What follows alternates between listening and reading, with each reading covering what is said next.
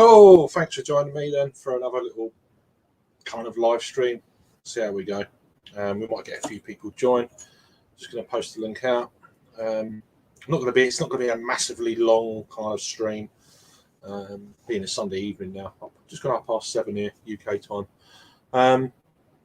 So yeah, let me just post this link and see if anyone wants to join just for a bit.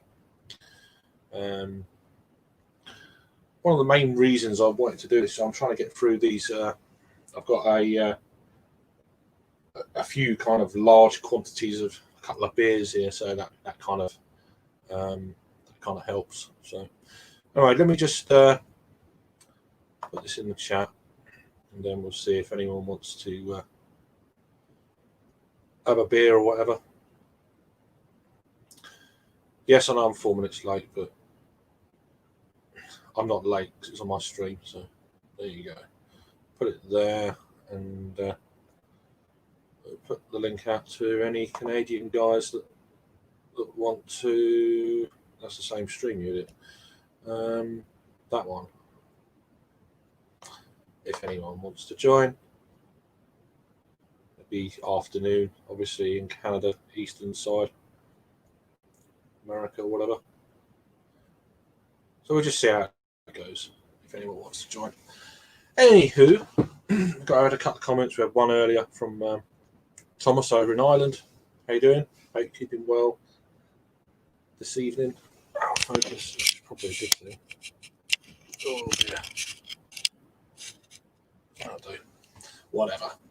So I hope you're keeping well if you're still here. There's only one person watching now, but we've got Jules. Hope you're keeping well. Just fry this up for an hour or so. We'll see how it goes. Just finishing off my there's an English IPA here that I started a couple of days ago, and here it is. Still drinking it. Wait a minute.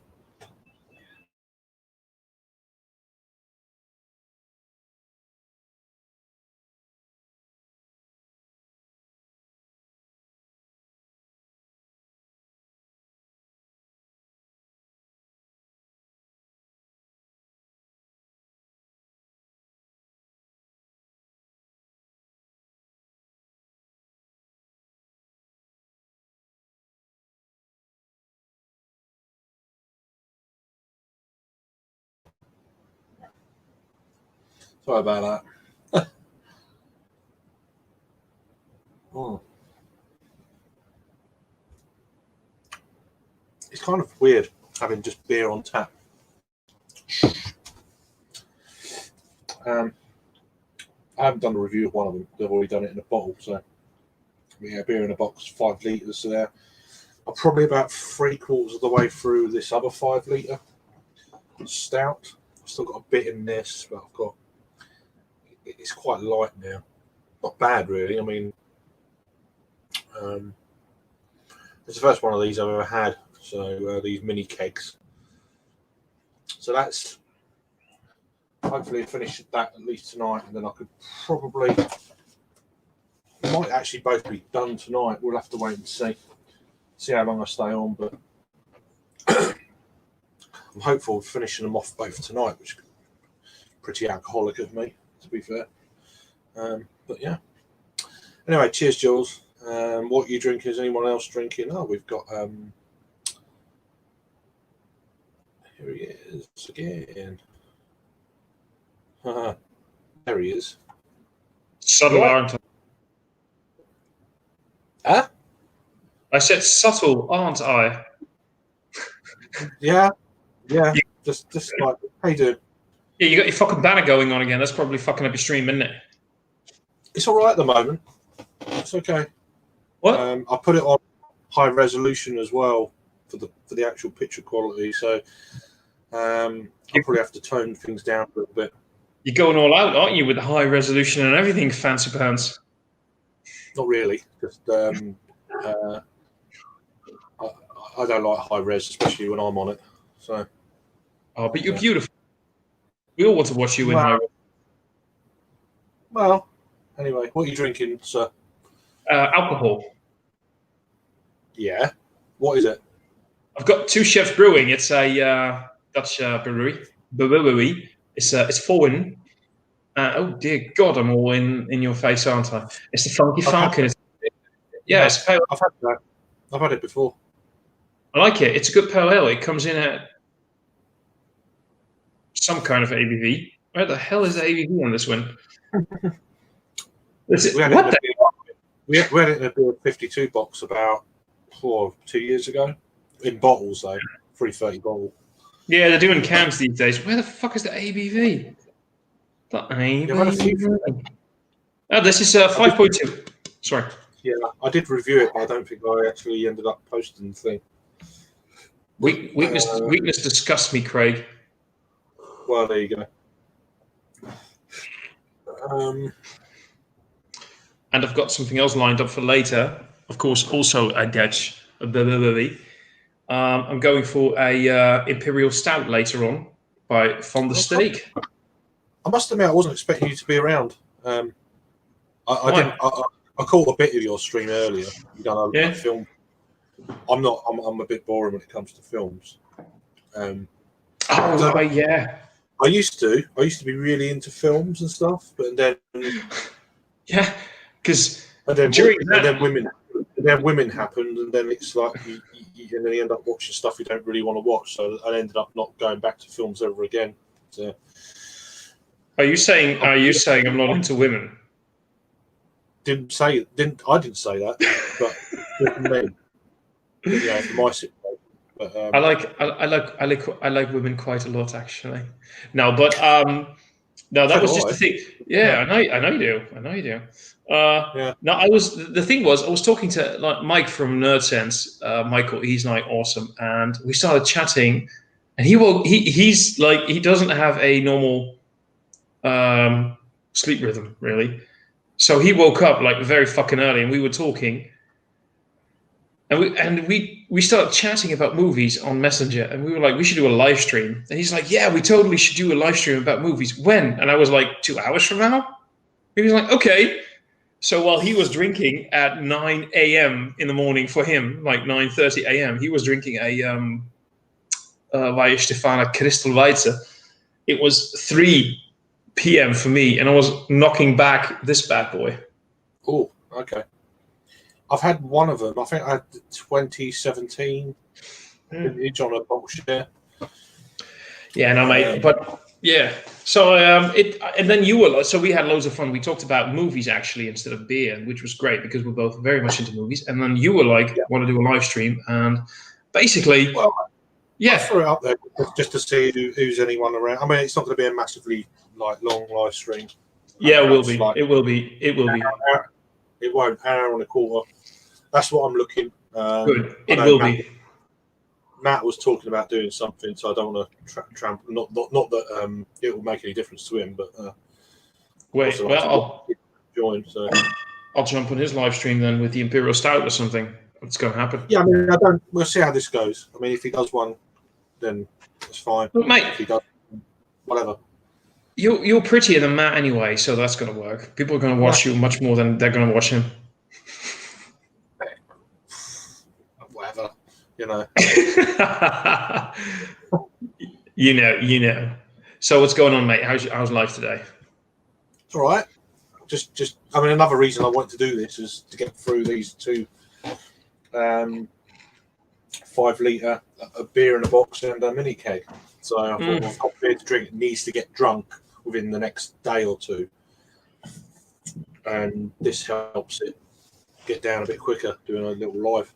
So it's getting a bit boring though, drinking like the same couple of beers all the time, and it's like, oh fucking hell, it's a bit, quantity of one beer. It's just too much.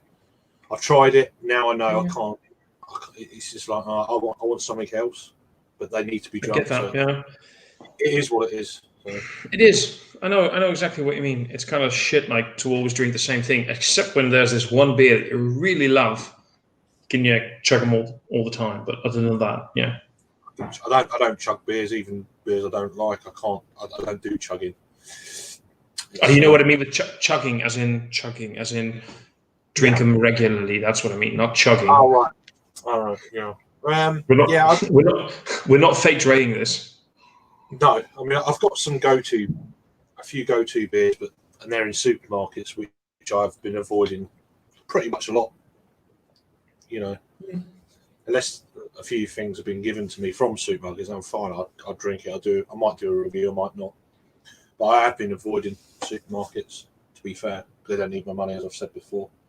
But yeah, just shoot the shit. Just see how it goes. Gotcha. What are we going? A few. Jules is in the comment. Sir. Hello, Julie. Yeah, this needs to. This banner needs to go because it's definitely started to slow up already. So. Well, even if it's not about slowing it up, it's just fucking annoying, isn't it? We all know what date it is, and we all know that it's Sunday night, right? It's all fancy, but it's. I don't know. I've never had that in the bottom of any of my screens. I mean, I've only started doing it this weekend. It's been around for what, 6 months? I don't know. Really? It's been around a while. Yeah. I mean, unless you've got like a proper professional kind of, like say, Craft Beer Channel does it. They've got like it goes on forever and ever and ever, and it's like that's quite good. Oh well, see, there's the thing then, because I don't know about you, but I'm not a professional. No, I'm not. No, But I'm not. I'm neither. I'm not. Neither am I. Trying to be professional has put me off being professional. If that makes sense, it's just not. It's not. Yeah. Me. I can't be doing all that. You know, raw is best. Raw is best. Raw. I like raw. Raw is good. Wow. Yeah. There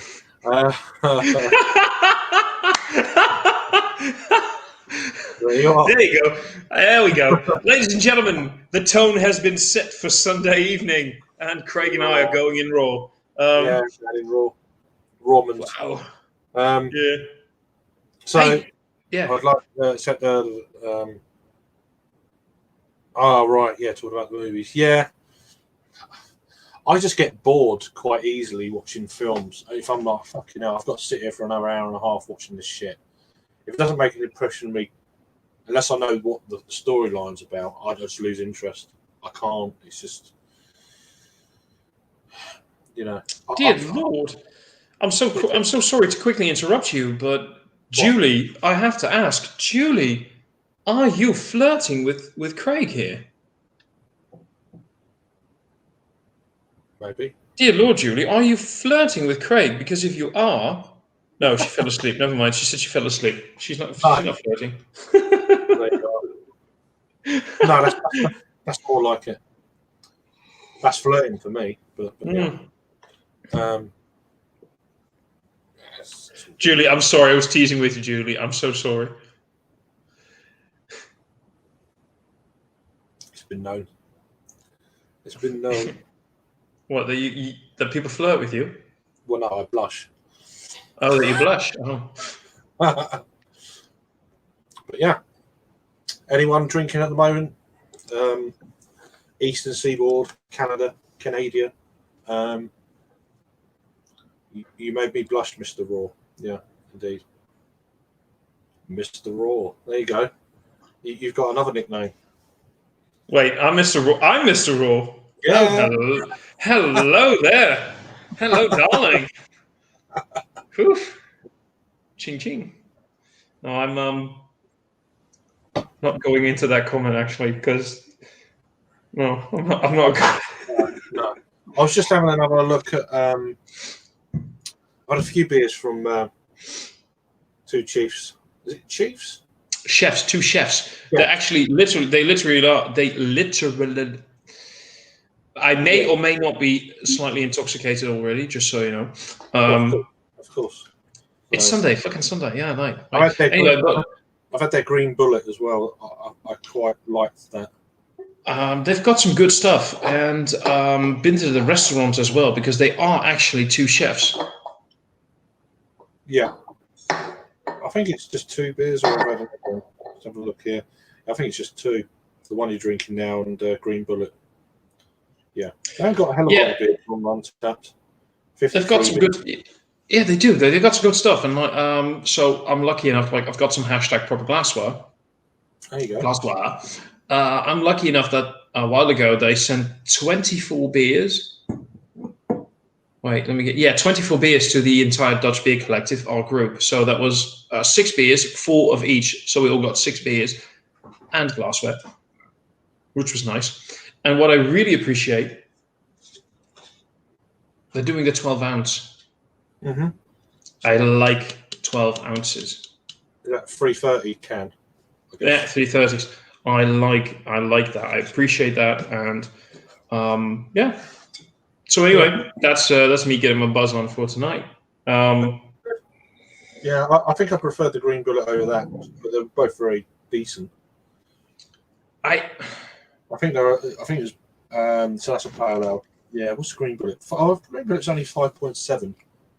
I'll check it. Man, I don't even. That's 5.2. Green Bullet, right? Have I had Green Bullet? I know I have in that beer mail. They did include Green Bullet. I just don't know if I've ever had it. Mm-hmm. I have not had Green Bullet before. Green Bullet is the IPA. It should be in there. That was a few years ago. I'm trying to remember when it was. When did I have that? It was a few years ago. It's going to be February 2018. So yeah, that the old that bottle. It's out of focus, but yeah, you get the gist. Oh yeah, we get your gist all right. My gist. Oh yeah, your gist brings all the boys to the yard. I'm just gisting. Yeah, and there's the one you're on now. Yeah, they're doing can. Yeah, that's that's from the period when they were still doing the bottles, and they have seen the light in a canning these days. And I just love the fact that they're doing these 12 ounces, these 30. Like I said, I'm intoxicated already, but I'm okay with it. I like being intoxicated. It's Sunday, whatever. I've had a couple of pints. I watched a bit of football earlier. Footy, half decent result. Got a draw in hand. So awesome. But we should have won though. Really, kick 'em. Just one of them deals. Just went straight to the keeper. Unfortunately, either side it was a goal. It's one of them. But still a good point. You can call the story part of yeah. I've had that happen. Same here. Yeah, and it's just like he has to really grab me for me to keep my attention. And I feel a lot of films for me don't do that. It's just yeah. I once actually. Have you or have you not seen the movie? Oh hello, I am quite witty, aren't I? Right back at you. Anyway, have you ever seen the movie Sixth Sense? Yeah, that's more of my kind of thing. Yeah, okay. So if I'm spoiling it for anyone, go fuck yourself because it's more than 20 years old. It's been out. Yeah, exactly. I don't care. So I remember watching it with an ex-girlfriend at one point, and I was like, "This is a pretty cool movie. You should watch this. This has like an amazing twist, and it's a great movie. You should watch this." We were 10 minutes in. And she looked at me and she was like, "He's dead, isn't he?" I'm like, I turned the movie off and she was like, "But I want to watch it." I was like, "Fuck you. No, not anymore. I'm not going to watch this with you because this is just fucking boring right now." Yeah, that at the time, young lad played it. I can't remember his name, but I like things like what's another one. I'm not too much a great fan of him acting. Nicolas Cage. Oh yeah. Oh, what's the name of the bloody film? He's got some good stuff and he's got some very bad stuff. It's the one where he worked out how to predict future events. Yeah. Oh God. It's that my kind of thing. Oh Jesus. I know. Yeah. He had the map coordinates and stuff, and I think it was some weird, strange girl put it in a time capsule in a school. I don't remember. I just know that it had this weird sense that he knew about a plane crash, and then we see the plane crash, and man, I forgot. There was a time capsule that some kids put it down into the ground like 50 years before, and they opened it up 50 years later or something like that. Yeah. And then there was gifts given out from this time capsule to the current students of that, like 50 years later. And it Cage's son, I think. Look, I'm just gonna quickly Google it now. I'm gonna go Nicolas Cage movie, IMDb. Yeah. Anyway, he got given this like letter, had all these numbers and coordinates and stuff on it, and but anyway, and that was 50 years before. Yeah, I know exactly. He worked out that this was actually like a time thing of all these disasters that happen around the world. I have seen this movie. I'm still with you. I'm on IMDb right now. Trying to find out which movie that was. They're my type of films anyway. I love Nicolas Cage anyway, even in his worst movies. He's all right. I prefer Morgan Freeman's better.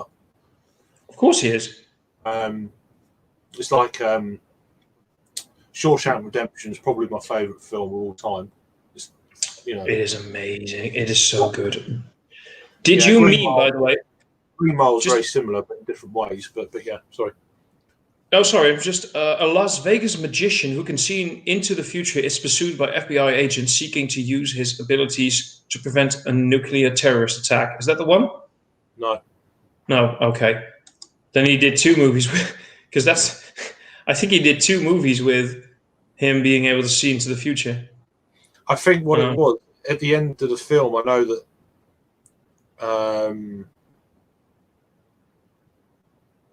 I think everyone died. Actually, that's nice, isn't it? It's lovely. I love a good dark ending. But yeah, I can't. What's the name of the film? Is it the core? The one? Is it The Core or something like that? No, Core. I don't know. The one that I just thought of was called Next. And The Core is a movie I do know. There's a movie that I know is called Core, but it has to do with the core of the center of the earth. And man, Nicolas Cage did some great movies in his time. He did like Con Air and Face Off and City of Angels and Gone in 60 Seconds, and he did frickin' The Rock. Yeah, he's not. Yeah. And then he did some weird shit at some point. It's not The Core.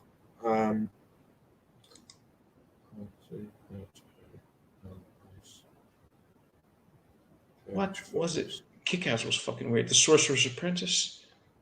Drive Angry was weird. He's done a lot of films. That's the trouble. It's I know it when I see it. Oh, there we go. Knowing.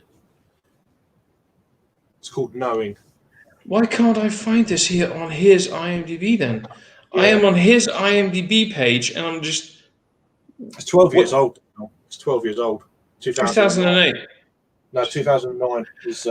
Got it. Yeah, Knowing. MIT Professor Joe Costello links a mysterious list of numbers from a time capsule. Oh, right. Yeah, there we go. Okay. Interesting film. Because he was on a highway and a fucking plane come down in bad weather. And it crashed. It crashed right next to where he was because he had the coordinates. That's the one that I meant. Yeah. He's like, what's going on? This plane just went right across the fucking road in front of him. And that was one of the... I know exactly what you mean. That was one of the weirdest visuals ever in a movie. Because I mean, at that time, it's a bit crappy, now compared to what we see in films now. But I mean, 12 years ago, that was probably the start of this kind of like technology into special effects and all that sort of thing. Yeah. But he's done some good stuff. I mean, I haven't watched everything he's done, but some of them are just like, I agree. I like some of his stuff, and I dislike some of his stuff. I really love the stuff like his action movies, like I told you. God, what was it called? I just mentioned it. Face Off. I loved Face Off. Right. we've got a lot. Face Off. Oh, I'm we've just got a lot going of comments. Go through it. Do it. Don't know where we got to. Oh, we go. Yeah, but no, That was being called. I ain't a crazy film buff, not by any stretch, but yeah, there needs to be a certain kind of topic for me to at least be interested and want to see it. Mm-hmm. I was never really into Harry Potter. I did like Lord of the Rings for a while back, like it was almost 20 years ago when they first come out. 18 Harry years Potter. ago. Yeah. Not Harry Potter, Lord of the Rings. I know. I'm not one of those guys that loves it. My daughter likes Harry Potter, so it's like okay then. You know. Yeah. But she can only watch half of them because the later ones they're a higher age certificate. What age is your daughter right now? Well, she's 5.5. So 5.5. Yeah. At some point, it's going to get a little bit too much. So you just need to build up onto it, or you can watch it with her right now, traumatize her for the rest of her life, and then she'll be fine and can watch any movie. Age when she's 9, she can watch any movie ever because I'll do that then. Yeah, go for it. But I mean, that's what any good parent should do, right? Traumatize your children, because I think if you haven't traumatized your children, you're not a good parent. See, I think I've seen it, but I know that obviously it's a well-known film. But yeah, I don't know. Me neither. I've definitely seen it. There's loads of films I've seen I can't remember I've seen though, and then I'll watch it and I think, I've seen this somewhere. Yeah. It's kind of one of them deals. Must have been a bad Python program. I like their films. I love Monty Python. There's something wrong with you don't like that. It's just. I think the thing with them films is they're so ahead of their time. They're probably more appreciated now than when they actually first come out. Agreed. I mean, they were quite controversial in their day, weren't they? Especially Life of Brian. I mean, Christ, literally, But you're all individuals. I'm not an individual. Yeah. There you go. Exactly that. Beautiful. Yeah, Shawshank is one of my favourites. I like The Green Mile as well. Very same kind of thing, but different. Oh, Green Mile. It's like we talked about Green Mile today. Oh, did you? In that, yeah. It's a bloody long film though. It's like almost 3 hours. It's like fucking hell, 3 hours for a film. I struggle.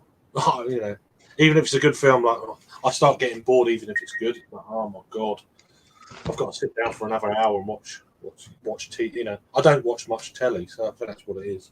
I never watch. I hardly ever watch telly.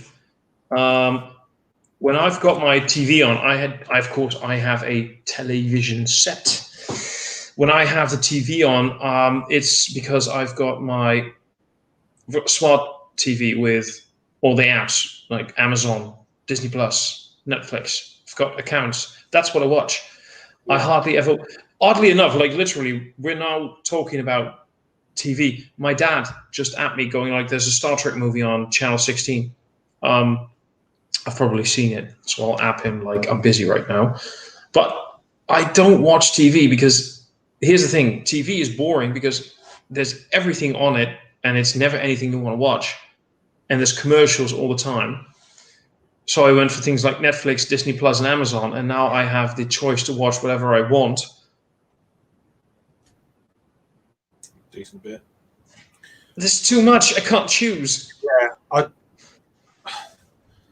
I sometimes have to be in the right type of mood to want to watch a film as well. It's not just, I'll watch a film. I have to be in the right type of mood to watch a film, The thing is, you can watch movies whenever you want now. So there's no, there's a film on in 10 minutes, so I've got to go. There's none of that, of course. So you can watch them when you want. I'm not a particular lover of horror films, never have been. Although I watched some of the films I thought were a bit squeamish and shit. So I tend to keep away from them. But even things like when I was a kid, watch them now, they're actually more comedy than horrors, Yeah, I remember being so Yeah, I know exactly Especially what you mean. especially in the 80s, like Freddy Krueger and all that sort of classic stuff, like Lost Boys. You know, Lost Boys. Oh, that is amazing. another classic film, another great film. But I still like films like when I was a kid, watch them now, and they're quite funny, but I still like them. Like stupid things like The Goonies and Flight of the Navigator. These kind of Oh, classic sorry. 80s kind of Flight of the film. Navigator. But That is like a fucking. yeah, it's a cracking look. When I was a kid, I loved it. I mean, I it's love it. dated, but So, it's fun. It's harmless. It's harmless films. you know which movie I can still watch? I'll still love it. I think it's fantastic, and it's a movie from my childhood, and I can watch it over and over and over again. Hook with Robbie Williams and Dustin Hoffman as Captain Hook. Yeah, Oh, there's other films I know I know I like, but I just can't. Oh shit, it's going everywhere.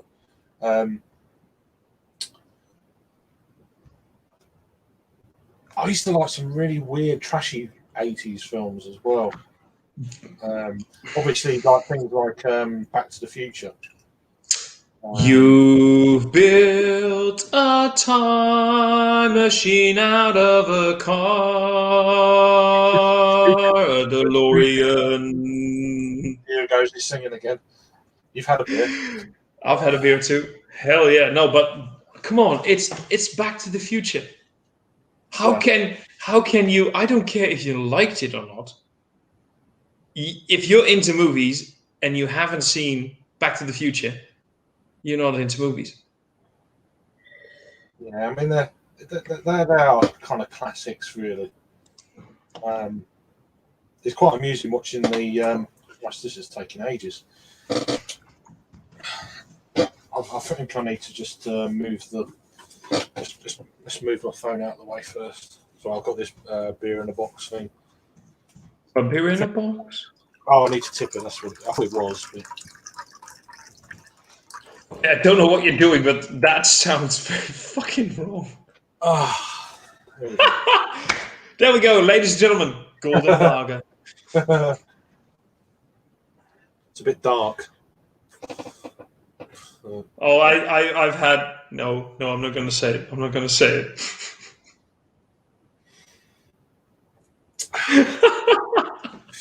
As I've said before, it's warm, but no, it's all right. It's not too bad.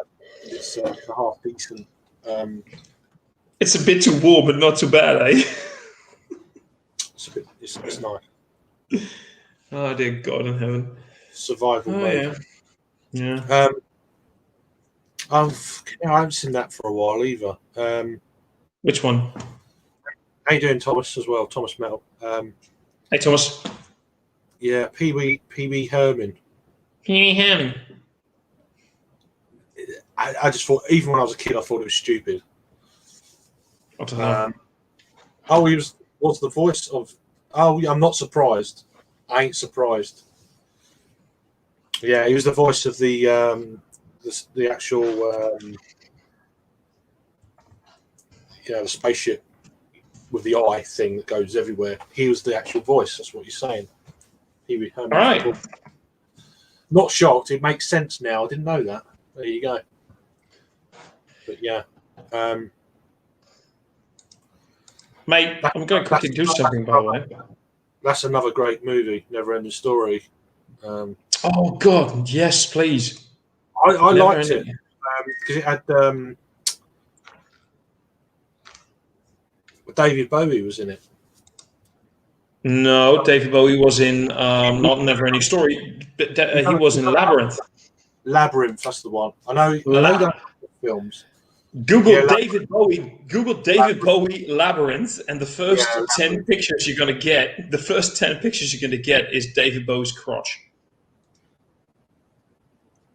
Okay, I'll have a look later. But no, he's wearing pants that basically just revolve around his crotch, literally. So for anybody in it, I just, by the way, sent you a link to the American Guide just in case anybody wants to join. That's fine. I was going to get onto that, Jules. That's probably one of my favourite. We'll get there. So they're saying pleasantries, Jules and Thomas. Yeah, Breakfast Club is probably one of my favourite films of the 80s. But I used to like things like Mannequin. Do you remember Mannequin? Which is a I bit of a remember chick- Mannequin. Yeah, and another one was Pretty in Pink. I think Pretty in that, Pink. that woman who was in Breakfast Club was in them. I think she was in them. Certainly one of them. Okay. Do you want to? Is it okay if I make this a little bit dark? Yeah, fine. I have a theory about Breakfast Yeah. Club. Wait a minute. I have a theory about the movie Breakfast Club, right? Oh, you're talking about films. Sorry. Yeah. Breakfast Club is the suicide note of that one nerdy kid. Yeah. Well, he was also in another one. Is Weird Science. That's another. He's in classic. Weird Science as well, yeah. But Yeah, that movie, Breakfast Brat Club, The Brat yeah. Pack. yeah, if you look at the Breakfast Club and you have, I'm not saying this is true, but if you watch the Breakfast Club and you have in mind that this kid at one point said he brought a gun to school and everything. Yeah. Sorry, I This just want to. Of course. Cheers, buddy. I appreciate the very kind few beers you brought round for me earlier. I really appreciate it. You didn't have to, but yeah, that's really kind of you. Anyway, sorry. But he did. He did. Very nice of him. Awesome chap. Yeah, lives up the road there. Top dude. Yeah, Labyrinth. But anyway, yeah, Sorry. Labyrinth is not, yeah. Sorry to cut you off. Sorry. No, you didn't cut me off. It's your live stream. That's just what I was saying. If you really, if you watch that movie and you keep in mind that the nerdy kid, that, you know, the lanky kid and everything, if you keep in mind that it's his suicide note, this entire movie, it gets a really weird vibe because he wants to be liked by everyone. And in the end, in the movie, he is liked by every class of, Well, you know, I think it's accepted rather than. yeah. Always loved the bit where they were getting stoned in the when they. That's great. Oh god, I love that movie. It's Jeez, great. I need to really need to rewatch that movie soon. That's great. Breakfast, yeah, Yeah, it's a good film. It's a good film. I agree. I mean, I've got a good mate who reviews films. Well, a couple of them. Paul from PA Brew News and Lee Russell from Hogley's Beer Reviews. I'll probably pronounce it wrong. It's a High Tide and Vibe. So go and check. And if you like film reviews, certainly from the 80s, maybe before in the 70s, not so much recent stuff. They do a lot of going through the whole film. They're much more into it than obviously I am, but I still like some of these classics they do. That's actually like listening on that. Did you know, by the way, that the guy Michael Anthony Hall, he's coming up in the comments. Michael Anthony Hall from Breakfast Club. Did you know that he was in The Dark Knight? All right. Yeah. Yeah, he's a news reporter in that movie. So he was in a Batman movie as well. Yeah. I'm just saying it's not important or anything, but it's funny. That's cool. We've got 8 people watching. Thank you very much. Is anyone drinking, having a beer or whatever? Sunday afternoon? I would assume. Mute? I would assume. I wish I was immune. I ain't going to go down that road. Yeah, I know there's a match on at the moment in the NFL. Can't remember who it is. So I watched the Buffalo Bills last night. They seem to be doing good stuff at the moment. Stand By Me. Oh my god, that has been fucking ages. I'm just trying to. I can't remember stuff. Stand By Me. I think it's Will Wheaton. Will Wheaton from Star Trek. I think it's a Stephen King story actually. Stand By Me. It's a Film from 1986. 86. Oh, that's a great film. Yeah, I've seen. Yeah, it. it's a Stephen King story. It's one of his novellas, The Body. One of the non-horror stories. It's basically a coming-of-age story. Right, River Phoenix. Joaquin Yeah. Phoenix. Yeah. Yeah, yeah, Oh. yeah. Well, River Phoenix was in. He was in the Goonies, I believe. Was he? I'm pretty sure he was. Was that River? Oh, Wasn't Hoyt? he was in. He was in. Was he in Lost Boys and? Lost Boys had Kiefer Sutherland. Yeah, there was, unless I'm getting things wrapped around my head, probably. Good-looking fellow, by the way, Kiefer Sutherland, and an God, amazing yeah. man. Oh God, Oh, yeah. absolutely. I'd I mean, have to, yeah. I'm rusty on stuff with films, so I'm no, you know, I'm on the same level with by Bill. me. They're on that kind of. Oh, I'm stand really knowledgeable, so. by me.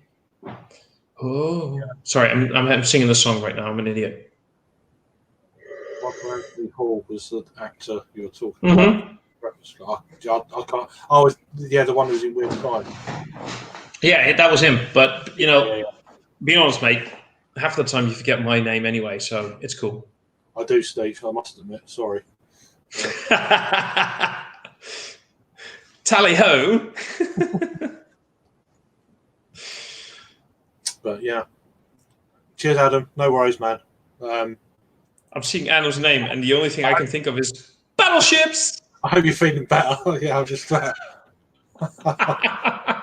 a stupid idea! I remember watching it when I was watching it. I was on it, watching you two do this. I'm thinking this is fucking not a good idea.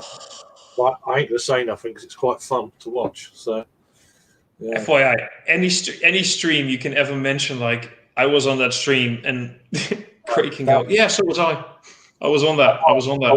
I'm thinking this don't look like a good idea. I didn't know what they were doing at first. How are they playing this? Oh, they're drinking beers for one. Okay. Yeah, bollocks to that.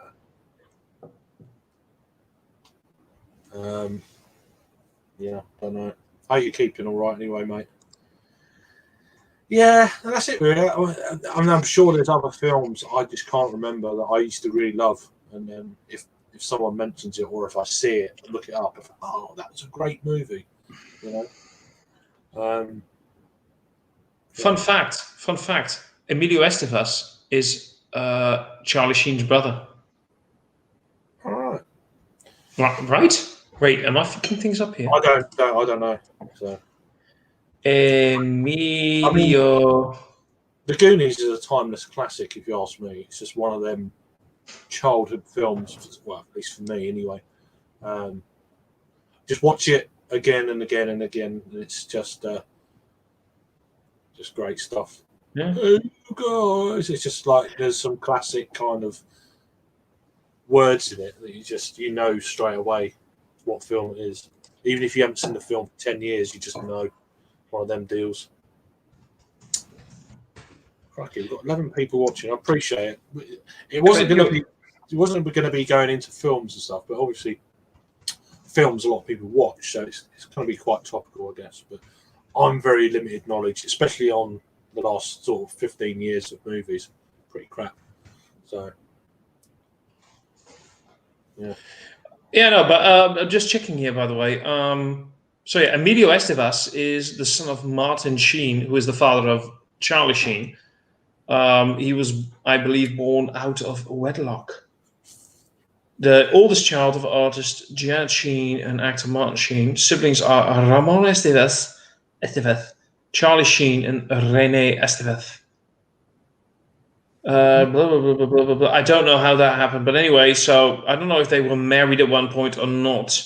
But Charlie Sheen and Emilio Estevez are brothers because of the same father. Don't know that film. Do you know that film? Which one? Wait, give me a moment. Dude! Dankeschön, darling, Dankeschön. That Ferris Bueller's Day Off is like this is the 80s. I need to research some of this stuff because and I'll probably look at it. Oh yeah, that one. It ain't ringing a bell. Oh, it's come 86. Oh, him. Yeah. Yeah. I watched the film. I watched a film with him in it. What's his name? Yeah, him. And he done a film. It was a weird one called Invisible Man. Oh yeah, yeah. And it's where some pigeon shat in his. He was trying to make this substance to so he could get invisible, and he couldn't find the ingredient. The last part, and it just happened. The pigeon come in. He left his window open or something. It shit in this stuff, and it was the last ingredient. It's quite amusing. It's not a well-known film, Invisible Man. But I'm pretty sure it's called that. I'm pretty sure it's in the 80s. He was in it. He was the weird school scientist kid in his bedroom trying to do all this sort of shit. So yeah, I see that reminded me of another film that I thought was a bit weird even as a kid, but it'd be quite amusing. Weekend at Bernie's. I don't remember. I have seen it. I just don't really remember the movie. I need to start remembering these because I'll be quite into watching some of these films. They done a second one apparently. There you go. Yeah, there's sequels actually. Yeah, there's 1 or 2 sequels. Freaking Jesus. I'm just going to keep the phone so I remember. Matthew Broderick, you're good. You do you. Someone talking to you, eh? 16 Candles. I don't know, 16 Candles. That's another one. That's all same director. Right. I think maybe people. It feels like Craig is a bit too distracted here by someone. Not distracted. Just putting them in the phone so I can potentially watch them. I'm never distracted. Me. No, I know you're not. Another classic is Back to School. See, that rings a bell. Oh, sorry. Now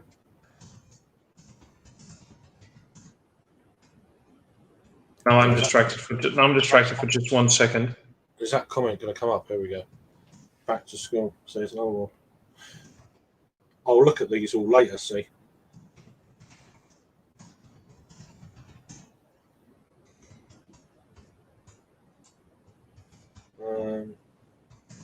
'86, another '80s film. Oh, and we spilled the beer everywhere. Then that'd been good. Do you know that one? Which one? Okay, where? Yeah, Ferris Bueller. Ferris Bueller's Bueller. Oh, Bueller. Right. Bueller. Good one, Julie. Good one. Sorry, straight over my head. Yeah, Lord of the Rings. I liked all that. The trilogy. Although they're very long-winded. Even the film that I really like, it's like, fuck, this is a long film. There we go. We've got someone drinking a beer. Drinking Finally. Odd Side the Nightman cometh. Where's that? I don't know what that is. Is that the Odd Side? Oh yeah, I've heard of that brewery. Is that the name of the brewery, and then the beer's called cometh? I don't know. I can look it up. I've heard of them. Odd Side of the Nightman. Let's have a look. Odd Side. I think that's the name of the brewery. Oh, it's not the name of the brewery. Okay. I've had some Odd Side. I've heard of it. Odd Side Ales, I assume. And by the way, he's commenting right now. My bad is Nightman leaving. Yeah, I'm miles behind on the comments. So he's not coming. He's leaving. Hey. Oh, there you go. I don't know if I'm coming or going, but there you are. Yeah. Story of my life. Yeah, Goonies. Yeah, but he was in. It was in another film as well. I can't remember what film it was. I know he died very young, tragically. Who did? River Phoenix. Oh yeah.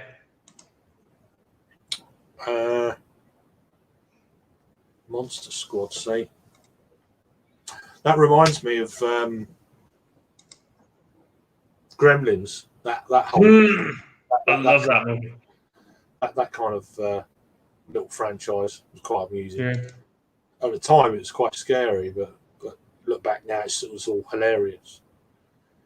Oh, there's another one. Little Shop of Horrors. They just come to me. Just I don't know why. Pretty cool, quite amusing, dude. For somebody who says like I'm not really into films, you are naming all of the right ones, motherfucker. Just I'm not though. Now I couldn't tell you what films were last year, unless it's like I don't know.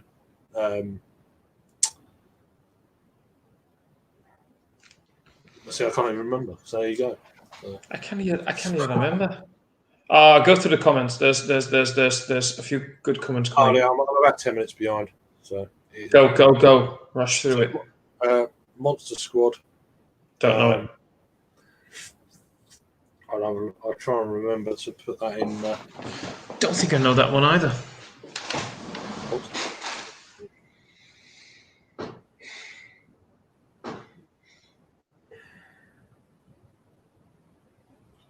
Monster Squad. BCB, yeah. 87. That film. Explorers. Yeah, I can't. I need to put my screen resolution down as well because this is. I'm going to just pop out for. I'll be back, but it'll be a bit. Yeah. Just for a second. Can you hear me? Yeah, I can hear you. So hopefully, I'm just trying to get a little bit of a quicker laptop. You came in. You're closer all of a sudden. Yeah, that's what happened. I like you close though. Sorry, I'm getting all Harry Jim here. I'm sorry, Harry Jim. Oh Jesus! Just jumped about fucking 20 messages then. Oh, so bad. This laptop. I probably won't do every single comment, so apologies. I haven't seen it. I'm pretty sure I've seen it, Raw, but I don't know. There was Charlie Sheen, Emilio Estevez. Yeah. Estevez. Oh, my hair. Thomas is right here because Martin Sheen's father is not really called Martin Sheen, it's just his stage name. What? Of course, people are agreeing with me because it's me. Duh. There has been talk about a possible Young Guns 3, by the way. I've heard of it. They're not going to be very young anymore, but there you go. Yeah, old guns. Old guns. Sorry, I just looked at my crotch. What? Old guns.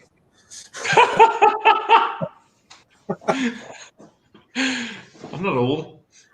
I'm not. Yeah. I'm youngish. Same mother as well. They're full brothers. Wait, what? Fuck off. No, they're not. Wait, Charlie. What? I'll let you do that. I'll just make Rob. Good. Charlie Sheen. Matthew Broderick. Oh, dear Lord in heaven. I did not know this. Janet Templeton. Top Gun's all right. It's a classic. Christ. Top Gun is amazing. Sorry. It is, but it's a bit too kind of macho shitty for me. Oh man, no, that is no. But the thing is, you need to watch, and this is, I mean, all of this in all of the good ways. Top Gun is the most homoerotic movie ever made. Oh yeah, and I don't mind. I love watching it. It's fantastic. It's got some great music in it. Oh, it's got good music. Got into the danger zone. Great music in it, you know. Agreed. But it's all right, but it's not my. I would say it's. It's a bit too macho mushy for me. It is, but also, like I said, it's funny because when you think about that, it's all macho and whatever, but it's actually quite homoerotic. It makes it funny because people are like, "Oh, this is all like the guy's movie," but if you watch some of the scenes, you're like, "I don't know what kind of guys you're talking about, but they might like each other a little bit, Just so you know, it's funny. Not an 80s film, but it's a Darkman with Liam Neeson. It's amazing. I love Darkman. Yeah, rings a bell, but again, I had a spell where I just didn't watch films, and that's probably at the start of it, I would imagine. You should watch that one. You'll love it. It's like a bad superhero movie. He's like one of those anti-heroes. Yeah, John Hughes is like the hero. He did all of those movies, all of those Rat Pack. No, There's a difference between the Rat Pack and the Brat Pack, but yeah. Well, the Rat Pack is a Rat Pack. I don't know what that's about. The Rat Pack. Wait, let me Google that. The Rat Pack is people. Rat Pack actors. So the Rat Pack. Adam Sandler. The Rat Pack are Frank Sinatra, Dean Martin, Sammy Davis Jr., Peter Lorre, Joey Bishop. People like that. And the Brat Pack, because they were younger, and when you're younger, you're considered a brat. Those are Emilio Estevez, Andrew McCarthy, Jude Nelson, Demi Moore, Anthony Michael Hall, those people. There's a difference. Yeah. What's his face? The actor, the director that was just mentioned earlier has nothing to do with the Rat Pack. That's like more like 60s, 70s. And the Brat Pack is like a follow-up of, unfortunately, the Brat Pack was more of a hype thing. They never really landed the way the Rat Pack did. Indecent Proposal. I wish she was my bloody boss. Oh, wow. That was a movie. Oof. Damn. Yeah. Good film. Yeah, somebody once asked, what's her face? What's her face in that movie? Yeah, I know what you mean, but Demi Moore. Yeah, I was thinking of the other one. I knew her. Yeah, Demi Moore. Somebody once, like this sort of fake interviewer once walked up to Demi Moore on a red carpet event and was like, Demi Moore, if there is a movie that called for it and the plot was right and the circumstances and the script called for it and you felt comfortable, do you think you would ever keep your clothes on in a movie? Like on a red carpet. Just like that was a bit of a ballsy move there. No, it's just, how you doing, Matt? Cheers for joining. Pretty awesome. How about you guys? Good. Just having a general rabbit, just shooting shit. And I'm usually about drunk. So why are we talking about? Wait, what did you say? Tomas, what did you say? I said I'm this far removed from drunk, so basically any generic day. You are drunk, is what you're saying. Okay. No. But see, the difference is Craig is that drunk that goes like, I'm the drunk that goes like. I'm not drunk. It's just that I've had a few. It's just like, That is typically a drunk Craig thing to say. There you go. But yeah, no, just talking about classic 80s films that I know about at least. And there's a lot I don't know about. No one likes fine print. There's always something sneaky hidden in there. A firm isn't like that. They let you pay over time. I could hear that. What? What kind of porn were you watching sneakily in the background there? No, I'm trying to put on the football game. Footy. Right. What, Man City? Yeah. Nah, the American football.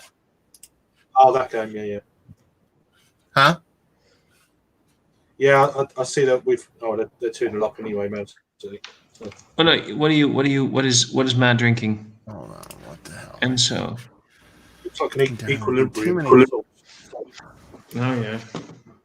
I don't know. Sorry, what. my audio cut out for you guys for a minute there, so I didn't hear anything you said for about 5 seconds. Yeah, drinking an Equilibrium beer. I haven't had any Equilibrium in quite some time because I just haven't got up to the brewery, and their price point on a shelf, you can actually buy them off shelves now by me. But their pricing is like ridiculous. Like ridiculous. Like this beer at the brewery is $18. It would be $28 if you bought it off a shelf. So I won't buy them. But a good friend of mine, Chris, he lives up where I used to live in Pennsylvania, and he just had twin boys probably a bit over a year ago. So he like basically took everything that he got from his twin boys and gave them to me. So I drove up there to get like a carload of baby crap. And he's like, "Oh, I got beer for you too." I was like, "This is awesome. You know, all this free baby shit, and I got beer too." So cheers for me. That's cool. Cool. Yeah. Just running through some more comments there. Just what we was talking about with films and stuff. Say Almost Fire. Yeah. How did this happen, by the way? Because I think the only thing that really happened is that I mentioned at some point that I did a live stream with Mike earlier talking about movies, and suddenly everybody's talking about movies. Yeah, it's just we were talking. I think I mentioned. I know you had a live, talking about some movies. And I'm not really kind of that educated on a lot of movies. No. You said you're not educated about movies, but you have proven that you really are, though. Bits and bats, but nothing recent. Going back to my childhood. It's classic stuff I used to love and watch, and and there's others that I've. How old are you again, Craig? I'm 41. 41. Matt. Yes. What is your childhood movie? What do you mean? What is your childhood movie? If you think of, you were a kid, you were like between 10 and 15 or something, or 5 and 15 or 5 and 10, whatever. When you think about being young little Matt, what was your movie? Between 5 to 15. That's I don't care. Whatever. Just what was your childhood movie? I don't know. Yeah, I mean, I don't know what you're talking about. Like I know what you're talking about. So when I was 5, it was probably like all Star Wars stuff. But when I was 15, it was probably something like The Crow or some shit like that. Oh, The Crow is fucking amazing. Okay, well, but like when I was 15, I loved The Crow. I was listening to 9 Inch Nails and grunge music and all that shit, and A Crow comes out. I was like, holy shit, this is the best movie ever. You know what I mean? Absolutely. But when I was 15, I loved The Crow, but I also still loved watching Hook. So, like, what is your childhood movie? Garbage, so we can't be friends. Wait, what is garbage? Robin Williams. Yeah. Hook. Yeah. I thought you were talking to him then. Yeah. Yeah. What's going quiet? So, I think that box that I wanted to post tomorrow should probably not go. That's okay. No, dude. You know me. I thought you actually would like Hook. No, I did not like it at all. Wow. I love Robin Williams. Who's Hook? Mandy Patinkin? Who's Hook in that? Dustin Hoffman, dude. Dustin Hoffman, that's right. I like the cast and everything. I just think it's a horribly written and like the actors are the best they could do with the parts they were given, but the parts in the writing were so horrible. It was just it's nothing against the story. I love the story of Hook. I love the the actors that played it. It's just the way it was filmed and how it was produced, written, and directed was absolute hot garbage. And another one I really liked was Rain Man. Rain Man, fucking awesome. What an amazing bit of acting Dustin Hoffman did. Yeah. Yes. Wow. That is still. And people, honestly, though, this is one of the movies that shows that people always think of what's his face, Tom Cruise. That Tom Cruise is just the smile, but Tom Cruise can act. Oh no, Tom Cruise. You know what? If you were to tell me or ask me, who are the top 3 people in the world you would never want to hang out and drink a beer with, Tom Cruise would probably be number 1. I think he'd probably be the worst person to ever hang out with in history. But all his movies are fucking awesome. You know what I mean? Like all his movies are awesome. Like you can't, man. Top Gun, fucking Days of Thunder, fucking The Rain Man. Sorry, doesn't matter. All his movies are really fucking good. You know? Yes. Yeah. Days of Thunder, dude. I forgot about that one. Yeah.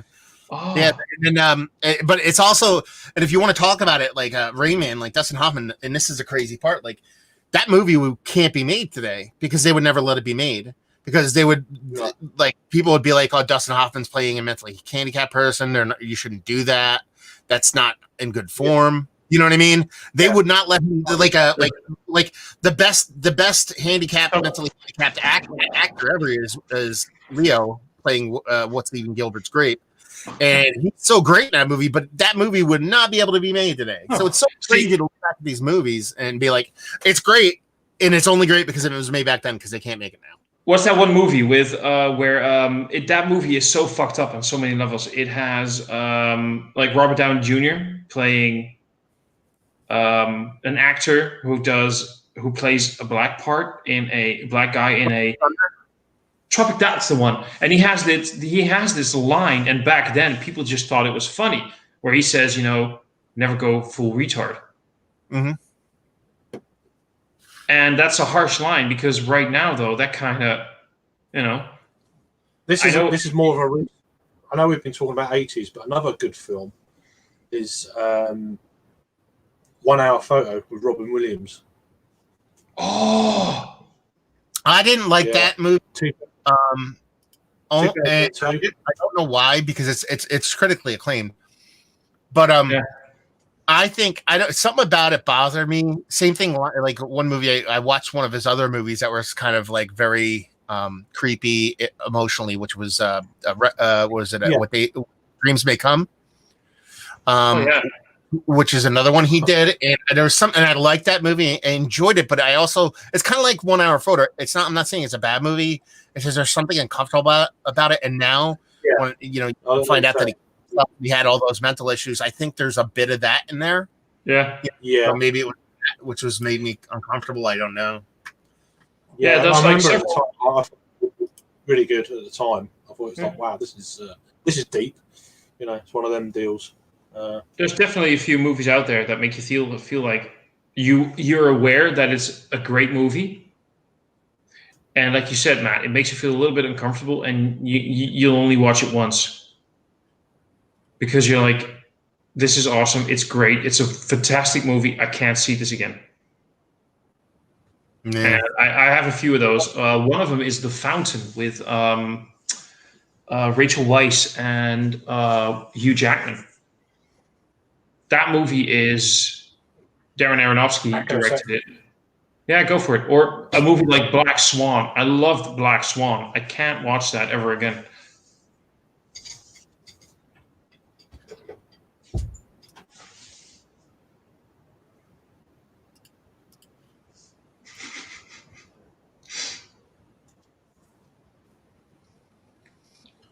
I think if I walked away right now, Matt wouldn't even notice. Well, I'm listening, dude. I know, dude. I know. It's just funny. You're into your footy. Who's playing? It's the playoffs, NFL playoffs. It's Kansas City Chiefs versus the Cleveland Browns. So the fake sports. Okay, that's cool. Why'd you think? I'm waiting. Oh, I'm waiting for Godot. So did you? Let me ask you this. Did you? Touchdowns, field goals, extra points. Fifth. Okay. Did you? Did you drink with Mike during your movie thing, and you just kept it going? You want to know what I drank during that live stream? Yeah. No. I mean, I did a review of it as well. Of course, I reviewed it, and then I went on the live stream. But I finished this bottle during the. Well, while we're on the movie stuff, let me ask you a movie question. Yeah. What's the movie that you completely 100% love that you're kind of slightly embarrassed about, but you don't really give a fuck, so you're not embarrassed about. But you're like, I love this movie, and people are like, really, you like that fucking movie, like genuinely. Mamma Mia, Mamma Mia. Okay. And you know why I like Mamma Mia? Because it has a certain type of heart. I like it. There's a heart in it. But I love the fact that if you really watch it closely from the beginning, I love the fact that Colin Firth's character is gay in that movie. And you never really notice until the end. And then if you rewatch it again, you're like, holy shit, it was there all the time. And I just love that. I just love that little. And I love the fact that at some point she realizes the character, this girl, she realizes, okay, so I have a biological father, but you know what? I have a family. I have people. Look at the amount of people who are making an effort to be there for me when I get married, who want to make sure that when I get married, I have a beautiful day. And that's just awesome. I love that about Mamma Mia. I hate ABBA. ABBA is, I mean, I appreciate the fact that almost all of ABBA's music is centered in classical music. That's fantastic. That's great. But, oh, Mercy Beers, by the way, Adam is commenting that who thought Pierce Brosnan singing was a good idea. He can't sing. He still can't sing. Everything he sang through for that movie was auto-tuned, by the way. He still can't sing. But there's something about that movie that has a heart and it has a spirit and it's genuine and it's real and I love it. And it's horrible. It's a bad movie, but I'll watch it. I like it. Another great one that this film reminds me of is Hear No Evil, See No Evil. Oh, yes. And what is it? That's Gene Wilder and Richard Pryor, right? Yeah. Richard Pryor, yeah. Oh my God. Funny. No, a lot of those movies back then. Those are the movies I grew up on, whether it be The Toy, you know what I mean, or like Brewster's Millions, stuff like that. Is kind of like, you know, what did they come out in the 70s? So I was, you know, born in the mid 70s. So those are the movies I kind of watch because those are the movies my older brothers and sisters or my parents watched. But I was asking Thomas a question, Craig's. What movie is your kind of guilty pleasure movie? Like, it's a movie that is just shit, but you love it nonetheless. Like, you're almost embarrassed to tell people you like it, but you don't give a shit, so you love it anyway. I'm not embarrassed. I don't care. Well, it's just that's what I mean. You should be embarrassed, but you don't give a shit because you actually don't care. That's what I'm saying. Yeah. I've always liked The Goonies. I think that's a classic. I mean, it's definitely a childhood. That's a great movie. There's nothing to be embarrassed. You know what I mean? It's not embarrassing. Embarrassing would be like 40-year-old guy watching The Goonies. It's a bit, certainly to not to me. I don't care. But dude, I put myself on the spot there, saying that I like Mamma Mia, and now you need to put yourself on the spot now. If you're 20s and wearing a Goonie shirt, you get your ass ripped by 40-year-olds who wear Goonie shirts because they're like, I fucking watched that shit when I was a kid. You're not allowed to watch it. That's like those 18. Yeah, that's like the 20-year-olds wearing Nirvana shirts. Like, you know, that. Uncle Buck's a great film. Yeah. Oh, Uncle Buck, fucking John Candy. That is a great film. Yeah. Matt is doing the most amazing freeze frame ever. Would you look at that? I have never seen such commitment in it. Yeah, you're sort of coming back. Okay. But mine is The Devil Wears Prada. I love that movie. Oh, yes. I love that movie. Love it. Love it to no end. I agreed. Devil Wears Prada. Maybe, okay, Matt, you win. I said Mamma Mia, but Devil Wears Prada is amazing. I love that movie. So many comments. It's crazy. Go for it. I'm going to go pour beer in a bit anyway. Yeah. I'm just about to get another one. Nobody wants to know about my Pee-wee's Big Adventure. There you go. Bit of a letdown. Yeah. Bit of a letdown. Yeah, there you go. I had to do it. I'm so sorry. Yeah.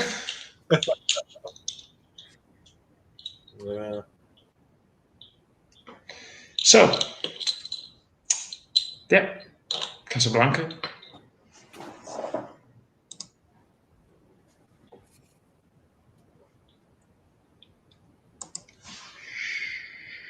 The City Link.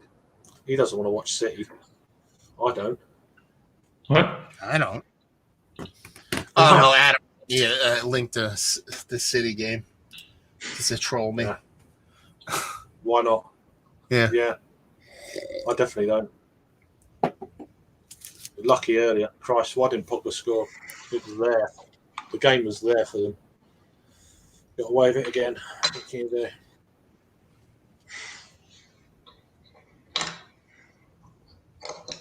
Couldn't score against bloody Henderson and what's his name? Jesus. Yeah, Star Wars, Indiana Jones were all Back to the Future. We said that earlier. Yeah, Indiana Jones were all right. I love Indiana Jones, and I'm one of the few people that actually. My favorite Indiana Jones is The Last Crusade. A lot of people say that's the shittiest one, but that's No, I do like Raiders of the Lost Ark. I thought that was pretty good. I'm gonna say it. I've had this discussion with several nerds and geeks. I'm a huge nerd. I'm a big geek. Okay. Kingdom of the Crystal Skull, if it was made in the early 90s, people would have accepted it as a true Indiana Jones movie. No, that movie is horrible. I went to the midnight release of that movie. That's the only time I've ever gone to like a midnight release of a movie, because that's how big an Indiana Jones fan I am. And I want to cut my eyeballs out with a soldering iron. Good for you, but you're wrong. You're completely fucking wrong, because Indiana Jones and Kingdom of the Crystal Skull is the exact prototype of a Indiana Jones movie. It was just made in the wrong time period. And No, it was made with Shia LaBeouf. That was the problem. Okay, maybe I'll grant you that one. No, but Shia LaBeouf is a piece of shit. He doesn't know how to act. He's like the second worst actor in fucking Hollywood. I'll agree with you on that part, but other than that, all the people complaining about the shit about the trans-dimensional, half alien, half other human life stuff, and that was bullshit, that is typically Indiana Jones material. So the Shia LaBeouf stuff, I agree on. That's true. But other than that, making another indie with fucking Harrison Ford. Yeah, they're working on it, like a part 5. I heard about that. I'm curious about that. I'm not sure if I need it, but yeah, they are. Gangs of New York was an interesting movie. I could take or leave Daniel Day-Lewis. I think he's a little bit too pretentious, So it's like every time he acts, he gets so into it. But it's like also like, come on, guy, you're a fucking actor. Like you're just being you. Yeah. So he's not. He kind of turns me off in movies, so it's hard for me. It's a great movie. It looks beautiful. The cinematography in that movie is fantastic. It is, and it's a great story. But I just can't. I don't know. Daniel Day-Lewis he tries so hard in a way that it ends up being a little too much for me. Yeah, like you got these actors who are on the level where they're like, I'm not an actor, I'm an actor. Yeah. Does that kind of make sense? You know what I mean? Like they sort of. But he does method acting, but this is what I think it is. I think he does method acting so crazy, but since he's won a bunch of awards and people revere him, that they let him get away with so much stuff that he knows that. So he goes way further than most people do, just on purpose to be like, I'm the delicate genius that is now in. Go fuck yourself. Yeah, sorry. He's like, he's like, I'm not Daniel Day-Lewis. Why would you even? He would be the person that, like, when he was like sitting at the lunch table with everybody, and if you tried to call him his real name as opposed to the character he's playing, you wouldn't answer because he's like, I'm not me right now. I am that person. How dare you address me as my real name? You know, I'm like, fuck, you can go fuck himself. Yeah, no, it's like I get what you mean. I've seen Gangs of New York 2 or 3 times now. I really appreciate the movie. I adore some of the performances in that movie, and as you said, the cinematography is astonishing. But there's something about Daniel Day-Lewis in that movie just makes me go like, I don't know. Yeah. I'm going to go pour another beer, by the way, so I'll be right back. Well, I'll just pour them on the old milk keg here. I think I've nearly done the mini check, which is quite amusing. You don't pour those beers. You kind of pee in the glass. That's what it sounds like. Well, here's what it is. Yeah, Yeah, but you know I'm right though, right? maybe. Yeah. You got to be right sometime. I am the very model of a bother made a general. Oh, there. There we go. Gives me a good excuse to do a few live streams anyway, having this much fucking booze. So, but yeah, getting back to Anthony Hopkins, Silence of the Lambs. It's a good bit of acting. I know he studied, it was a bit like a more extreme kind of Rain Man, that kind of studying people, you know, psychopaths or someone with mental health issues and stuff. It's on that kind of same. What were you talking about? What movie? Silence of the Lambs. You know what? So- Jump out real quick and come back. My feed's all fucked. It keeps like skipping and calling and Yeah. shit. I don't know. So Yeah, Silence of the Lambs. Anthony Hopkins, Silence of the Lambs. actually, you know what my favorite Anthony Hopkins movie is? What's it called? Fuck. It's a movie where what's it called? God, I can't remember it. It's a really great movie if you've never seen it. He gets stuck in like that Alaska on a plane crash with like Alec Baldwin. That Oh, weird Alive? Hunt. Is it The Alive? Hunt? Hunt or The Hunt or something with Hunt in it. That movie's fucking awesome. Yeah. Yeah. Because it's like I there's a film called, don't want to know anything, but it's a really good thing, man. I know which movie you mean. I'm gonna Google it. Anthony Hopkins. there's another one. There's another film called Alive. You remember that one? That was a plane crash. Where they had to eat people to survive and blah blah blah. Right. It's called The Edge. Right. The one I'm thinking about. The with where did Matt go? I don't know. He just shipped out. He's not down below yet. So he said he was having a few issues. Perhaps he rebooted or something. I don't know. Could be. Oh my dear God in heaven. What are you drinking? That is Jesus fucking Christ. How is this so good? What is it? Oh, that explains. Because I'm like, okay, so it's an imperial stout. It's called Night Stout, not Stout, Night Stout. It is a 10% ABV imperial stout by Van der Streek. But I'm like, there is such an intense amount of licorice in here. And then I just looked at the ingredient list, and there is licorice in there. Let's have a look again. All right. I don't like too much licorice in stouts, but that's just me. God, I love licorice. Liquor in the front, poker in the back. Wow. What? I was talking about clubs. You got liquor in the front, poker in the back, right? When you go into a good club. Yeah. You're so subtle, Mm-mm. Tomas. Mm-mm. Mm-mm. I am not. So anyway, yeah, but this has like loads of licorice and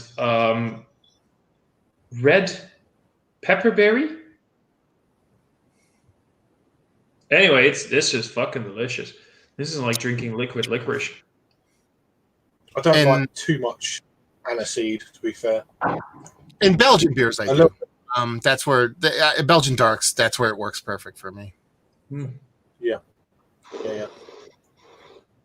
But BC's talking about like movies taking liberties. I'm actually like on a movie what would we call it? A movie, I don't know, movie mission right now. Yeah. So I want to watch it's been out for years, but I've always wanted to watch Into the Wild. The Emile Hirsch movie from what's his name? Sean Penn directed. But I've always wanted to watch it, but I wanted to read the book first. I never read the book first, so hence I haven't actually watched the movie. And I'm in the middle of reading the book now because I've always been like obsessed with that story, the Christopher McCandless story, which what that movie's based off, which the book is written by. and I'm halfway through the book now, so I'm kind of pumped to watch that movie. I don't know if it's a good movie or not, but I'm just curious about it. I'm curious about that one as well. I've seen it. I'm kind of spoiled about how it ends, so that sucks. But I'm still curious enough about it that I want to watch it at some point. I'm assuming it's kind of like I shouldn't assume. I shouldn't even say it. I assume it's kind of Titanic-esque, and that they take liberties with the movie, and that's why I was working off BC's kind of talking about liberties. I think they go into it with most of the crowd assuming they know what the ending's going to be. You know what I mean? So I don't think it ruins the movie. I'm hoping. So I'm not saying anything. Police Academy. Police Academy. Films were good. Yeah, have you guys heard that? What's her face? God, what's her face? The one with the squeaky voice, and then she could scream so much. Cindy In the Police Academy movie. I know. She passed away last week. Oh, did she? Oh, okay. Yeah, that actress passed away. That kind of made me sad because I'm like, wow, that was like that. Those movies, Police Academy. If you were to make Police Academy right now, that movie would not be. No. That couldn't be released. That would not work. Oh, People would. I've just remembered another load of films I used to watch when I was a kid. Oh God, what's it called? There's a couple. One was Inner Space, which is a weird one. And the other one was fucking Flight of the Navigator. One was fucking The Adventurers. Yeah. I know the movies I was going to bring those up. I was thinking about it. Yeah. Oh, we talked about Flight of the Navigator earlier. We did. Yeah. Inner Space. Space. Weird. Good, but don't know. Oh God, there's another one. I can't think what it is at the moment. It'll come back. I had it there and it's gone again. But yeah, it's weird. Films set you off with other films you haven't thought about them for years, and it's weird how it goes. You ever see the movie Ice Pirates? Which one? Ice Pirates. It rings a bell. If you've never seen it, you should watch it, especially if you grew up with, like, let's put it this way. If you like cheesy pirate movies and Spaceballs, Spaceballs had a baby with a cheesy pirate movie. That's what the Spaceball. So it's like a comedy. It's a goofball comedy. It's fucking hilarious. It's hilarious. I think it has Michael Winslow in it. The guy, the voice guy from Police Academy, makes all the voices. The boo boo boo guy who does all the noises and shit with his mouth. Oh yeah. You guys should see something. I'm gonna post something. Is that the same guy at Police Academy? Yep. Yeah. Is it the same guy? Yeah. What's his face again? What's again? What's he called? Michael Winslow, I believe. Yeah, I remember when he was doing the on Police Academy. He was pretending to do shotguns and stuff. It's like that was like, wow. That's Matt, great. do you know if I were to share a screen? If I were to share a screen with a YouTube link, would the stream get the audio as well? It'll ask you when you bring up the window to share the screen, in the bottom left can of the screen pop-up screen, it should say, "Do you want to share audio?" It should say that before when you get to what you want to share kind of thing. It should say something about like, "Do you want to share the audio?" It doesn't, but I'm just going to click play and I'm going to see what happens. Can you hear it? No. I need to share the screen. Hang on. Yeah. I'm not. It doesn't say. Yeah, I'm not getting anything about if I want to share audio. No, it would happen before this. It didn't. Well, you're lying because I know it does. No, it doesn't for me. But I'm not starting. I'm looking at it right now, brother. Press play.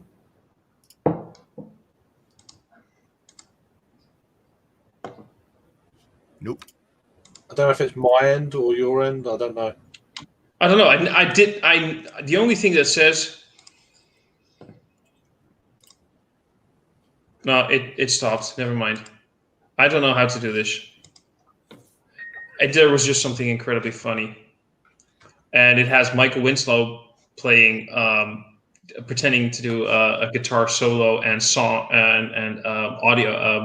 Vocals on a Led Zeppelin song, and Mike Winslow is just amazing in that thing. So if you ever want to Google YouTube and then search for Michael Winslow Led Zeppelin, you'll find it.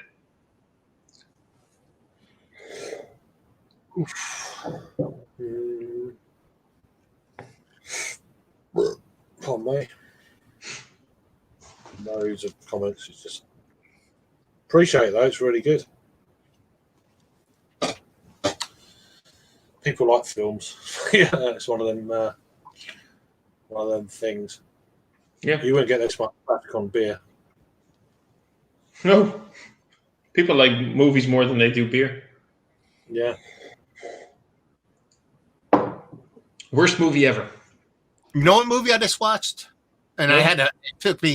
I had to like find it. Like it was like actually two quintessentially 90s movies, early 90s movies that I loved. Right. And I had to track them down. Like I had to actually pirate them. That's I couldn't find. They weren't streaming anywhere or anything. One was So I Married an Axe Murderer, and the other was, I've heard of that. That's Michael. Yeah. it's like one of Michael Myers'. I actually like Austin Powers, but it's one of his few good movies. The other one is Christian Slater, Pump Up the Volume, which Don't know I don't that one. you guys. Yeah, it's basically it basically predicts podcasts is what it does. Okay. Basically, he has a pirate radio station, and it's like a teen movie in like 90s, and he's got this pirate radio station, and the high school starts getting like angry at it and all this kind of stuff, and it's basically predates podcasts. It's like the first podcast ever, basically. Really? Yeah, it's a really good movie. The soundtrack is fucking bonkers good. I actually really love Mike Myers in Wayne's World, which is back on that Dutch Netflix right now. So I should probably rewatch that at some point. I love Mike Myers there. And the other one is when it comes to Christian Slater. I know this sucks, but when it comes to Christian Slater, I can't hear that name and think of a quote from Will and Grace. Do you know that comedy show? Mm. When Jack at some point says, "I'll have some of my Christians now and some of my Christians later." That sucks. Every time I hear the name Christian Slater, I see Jack from Will and Grace saying that. Oh, no, whatever. So yeah, but those are especially the first one. I've seen that one, the Axe Murderer movie, and I love that one. Cheers, Rob. Where are you from? What are you drinking? Can't hear you, Rob. Can't hear you. Come on, bud. Come here. We got you, little buddy. Is it? Nope. He just woke up. I He's don't know. Can't hear you. You're not muted, which is bizarre. It's StreamYard again, playing silly fuckers. Well, no, I can't hear them either. Usually, when they do the muted thing, only one person's you can't hear them. Yeah, Man. yeah. Get the fuck out. Ladies and gentlemen, that's Rob. Yeah, we'll just come back in. It'll be all right in a minute. It's just StreamYard fucking glitchy shit. Well, at least right now, right here, right now, you have one advantage, Craig. Matt can't enter stream. Yeah. Oh, I could. Oh, I certainly could. I just start streaming the NFL on here. I'll shut that shit down real quick. Well, yeah. Well, Fucking son of a bitch. That was beautiful. That was beautiful. At least I got Mike drinking at like 9 a.m. this morning. Robbie! You mean now? Got you. There he is. Yep. There he is, people. Firstly, when you were talking about Christian Slater, first thing I thought of was a film where he's like he's the best man, I think, on a bachelor party, and they get a stripper in their kind of like in their suite at the hotel, and they accidentally kill her. And I cannot remember what it was called. I always remember that being good. Raise your hand if you're a little bit worried when Rob starts thinking about murdered stripper straight away when he hears a name. Just curious. I'd be worried. I'd be like, how's that right? He's not thinking about murderous strippers. What is that film? I do remember it very fondly. Oh, that was a very entertaining film. Oh, what was that now? I mean, you mean regarding fucking Indiana Jones and Crystal Skull? Get a fucking grip, man. Shut up! Shut up! It's a good movie. Go get the fuck Fucking out. terrible. Very bad things. It's called very bad things. Everybody here guessed the best Christian. I saw it at cinema as well. I saw it at cinema. Best Christian Slater movie. It's if you haven't seen it, then I can't even like you as a human. But Robin Hood, Prince of Thieves. No. Yeah, that's awesome. Have any of you ever seen a movie Gleaming the Cube? Oh yeah, I fucking love that film. By skateboarding. Amazing. Oh yeah, fucking love that film. Absolutely. I was thinking when you were thinking about the guilty pleasures, I was trying to think back to all those kind of type films, and that I think was there were also one called Thrashing as well. If you remember, if you're watching kind of like bad 80s skateboard films, Thrashing, and the one they're using like they're in like a bowl and they're hitting each other with like bean bags on sticks. Like at the end, that was the finale. Like they go down each side. See, there you go. I've forgotten more some important information to retain that useless fucking nugget. What are you drinking, Rob? I'm drinking Alcohol. Track Managing Expectations, West Coast Double IPA. It collab with there you go. Collab with Crosby Hops, who is a hop merchant, and Bagby from California. It is fucking amazing. Wow. It's proper West Coast, is Wow. that? Yeah. Bitter. Really, really good. Bitter. Yes. Yeah, unbelievable. A new Weird concept of a bitter IPA. Yeah. Even though most British brewed West Coast IPAs seem to not be bitter. But this is lovely. Really good. I can taste the bitterness lingering. I don't want to drink it too fast because I don't want it to. Yeah, I think John Favreau might be in that Very Bad Things, if that's the reason. I love John Favreau. Let me check. Yeah, he played Kyle Fisher. But yes, the guilty pleasure I would go for. Well, kind of two really. Bloodsport. Good. That's good not film. real sure. That's one of the classics of cinema that should be Okay. held up high But as just the- amazing. Like you're talking about. the other one would be thinking then. Okay. The Last Dragon. Are you aware of The Last Dragon? Again, Okay, classic, The Last Dragon. well-made cinema. We're not talking about like Help me out here. That sounds incredibly familiar. Last Dragon? Wait, Last Dragon. I know Last Dragon. It's a bit Dare like- have just done a beer called Show Enough as well. yeah. Which is, well, more for that. When I say guilty pleasure, I'm talking about like cheesy. You know what I mean? Like a cheesy, like almost like fluff flick that is like, you know what I mean? Like The Notebook or fucking like, shit like that. You know what I mean? Like shit that you'd be like genuine. Like if you when I say like guilty pleasure, like you'd be embarrassed about talking about. Like if I walked up to somebody and be like, hey, I like fucking Bloodsport and fucking Last Dragon. That gives you street cred. That doesn't diminish street cred. It's like, But well, like Mamma Mia or Devil Wears Prada No. doesn't really do much for your fucking cred. No, exactly. Like, that's what I'm saying. Go for Mamma it. Mia, fuck that shit as well. Dear me. No, but that's what I'm It's also saying. really good down in my No, estimation. but there's the thing, though. For me, it's Mamma Mia, and for me, it's Mamma Mia, and for Matt, it's Devil Wears Prada. I agree with Devil Wears Prada as well. I Rob, can see the merit in Devil Wears Prada. Yeah, go for it's it. What is your guilty pleasure? I see. Now I don't know. See, this is it. By my very nature as a beer tuber, I'm an elitist.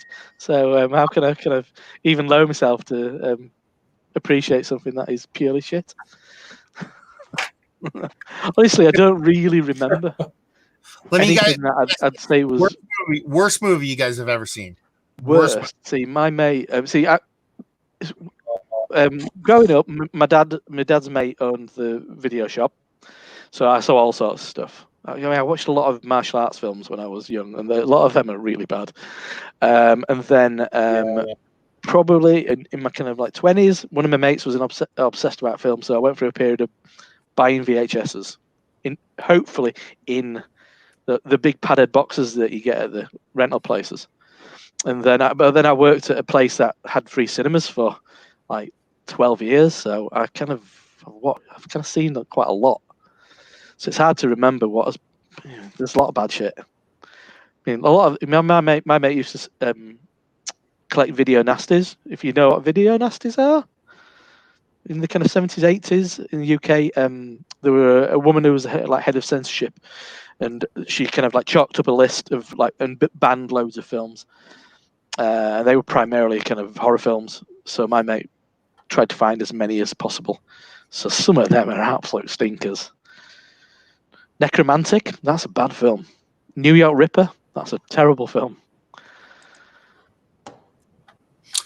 I watched this movie that I'm going to mention. I watched it with my ex-wife, and I got about halfway through the movie, and I paused this movie, and I looked at her and I said, "This is the worst movie I've ever seen. I'm going to continue and watch this because this is going to kind of give me. This is going to be my punishment, my penance for something I've done in my life, and I need to finish it."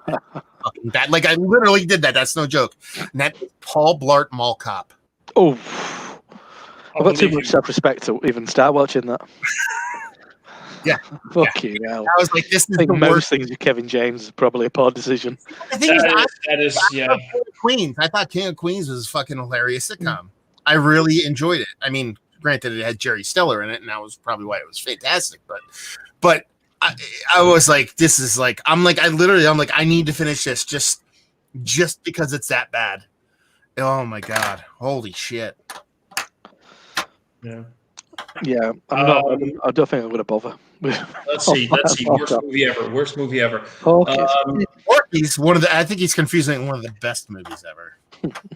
I think for me, I think it was called Blood Rain. Was it Blood Rain by? Wait, I'm gonna Google that movie. Who's this? Hello.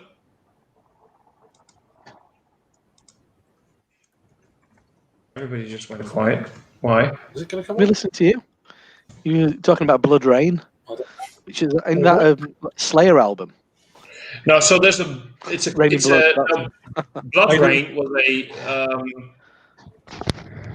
Blood Rain was a video game, and it was made into a movie by Uwe Boll. Bloodborne, not Blood Rain. Blood Rain, but Rain as in RAYNE. Blood Rain. It's a German-American fantasy action horror film set in the 18th century Romania, directed by Uwe Boll, with Christiana Loken, Michael Madsen, Matthew Davis, Billy Zane. Sorry, I saw that, and it's just, and Michael Madsen. I mean, that's fucking elite. That's like. I agree, Michael. When it's Michael Madsen, you think it's going to be amazing, and it was horrible. Fucking Mr. Orange. Anyway. Good God. Yeah, good God.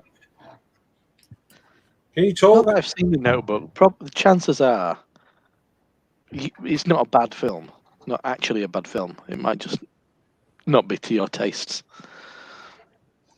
I think we just found one of Rob's favorite movies ever, and he's I've trying never to seen it. I've never seen it. I can't do with no. It's just I'm not. I don't even fuck with that shit.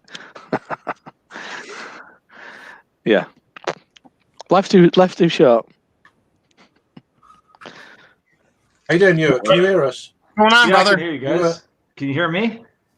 Sure can. Yeah. What's the word, Hey. brother? Yeah. How y'all doing? I'm seeing a new face for me, dude. Hi, I'm Thomas. This is You, his name is what's your name again? What? What's I go no, by so many. I know. Yeah. Well, thanks for having me. So, Cool. Oh, you're Canadian. This is oh, you. yeah, just we'll let anyone on. did my accent give me away or what? Oh, absolutely, 100%. I can. Well, he's I on He's playing hockey. He's basically he's a Detroit guy. Let's put it this way: if you're friends with him on Facebook, how much he complains about the Detroit Lions, he's a Detroit guy. No, but am. I mean that accent was like spot on. That's, so I know you're Canadian, but what's your name? Ewart. Hello. Sure. Yui for short. Yeah, Yui for short. Yui, Yeah, it's so funny you say that because I worked in Detroit for a long time, and they all said I sounded Canadian. Then when I started working back in Canada, they all said I sounded American. So who fucking knows, man? I don't even care. But I'm definitely not from the UK. That's for damn sure. So Oh man. No. No, you don't. and cheers to that, thank God. Thank God. Although I don't know Thank these God. days. What are you drinking, brother? Oh shit! Oh, dude, Matt, you'd love this. You would absolutely. This is the best beer I had in 2020. It's Let me guess. from the bet. Who's that brewery? Who's a Barcat? I was gonna say that's the one I was thinking of because I had to. What is it? The Rat Queen? They make Rat Queen, right? Right. Yeah. That's their stout. This is their sweet release. It's a barrel-aged barley wine, and it's fucking incredible, man. It's incredible. Yeah, I think I saw you got a bunch of stuff in from them a week or two ago or something like that. Yeah. I wish I bought. I remember all of them. I remember you gave me a double IPA from them guys, and it blew me away. It was like, wow, like proper. I can't remember what it's called, but yeah, it was good shit. Yeah, they do. They do a bunch of double IPAs.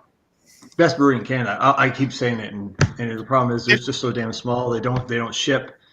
They do it. They have very limited hours. It's like it's such a pain in the ass, but it's worth it. So what's their Did they just come up by themselves, or did the brewer come from some other place? Because it seems like he had to work somewhere out. I it's a great question, Matt. I used to know more, but as time has gone on, I've forgotten. I just know that this is not their full-time gig. They have real jobs, and this is what they do for a hobby Jesus on the weekends. Exactly. There's like real players that hate them more because of that. Like really, seriously, exactly. you do this on the side and you smoke us. Yeah. Well, it's smart. Like that's one of the things that every guy who's into beer is like, I would love to make the venture into doing this professionally, not from a homebrewer scale, but just from the whole, like completely immersing yourself in something you love, be it from marketing, branding, sharing, exploring, all that stuff. And they did it without completely like cutting themselves off on the economic side, where it's like, I got to support my family. I have benefits from a real job. And I'm like, I'm going to rent this cheap warehouse space for a while and get some backers and do some stuff. So obviously they obviously have experience brewing. With anybody in particular, I don't think so, because they would have jumped in completely head first. And I think that's a lot of times that's how you find the magic, man, because like if you learn from somebody that awesome stuff, that's great, but you learn a pattern, a specific thing that a lot of people mimic. When you do it from your own thing, you might stumble upon something cool and unique. I've had limited stuff from those things, but they've been fantastic. I thought they were closer to Quebec. They're not? They're closer to you? They're Kitchener, Waterloo, so they're halfway. They're in the GTA-ish area, right? Can I quickly ask, by the way, what is your channel called? Because I want to look it up so I can subscribe. It is no longer. I do not have a channel anymore. Tell them what it is. Come on. It used to be. I used to go by like Strange Bruising, so like the Canadian movie Strange Brew, and then I would like muse on beer and shit. I just don't do it anymore. Yeah. Ah, dude. Okay. Well, otherwise I would have hit you up with a subscribe button. Yeah, that's okay. I prefer trolling. It's what I'm better at, so I'm just gonna stick to what I know. Yeah, that's cool. We know that. He's the UK version of Murphy Beers. Yeah, exactly. Yeah. Exactly. Thank you, Murray. Okay.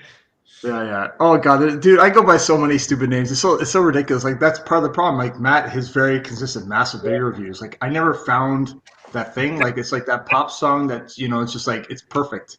I'm the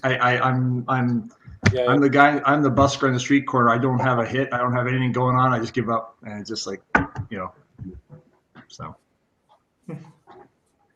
Well, it's just funny because I just recognized, like, I heard your accent. I was like, holy shit, that's Canadian. Yeah. That was funny. But I know one or two people from Canada, so I was like, oh, hey, that's familiar. So that's cool. Mm-hmm. They must know each other too, because they're from Canada. We all know each other. You probably know Redbeard, right? Oh fuck! I wish I didn't, but yeah. Yeah, I watch some stuff every now and then. Sometimes, here's the funny shit. There's a time difference, of course, because I'm from the Netherlands, right? So sometimes I wake up in the morning and I check my shit on YouTube, and so I know that when it's like 8 or 9 a.m. for me, so it's like 2 or 3 a.m. for him, and he's live streaming video games. I'm like, dude, go to sleep. I know. Yeah, Carrie's a fun dude. I've shared a house when we rented to go to a beer festival a couple of years ago. So yeah, I know him well. So Awesome, cool.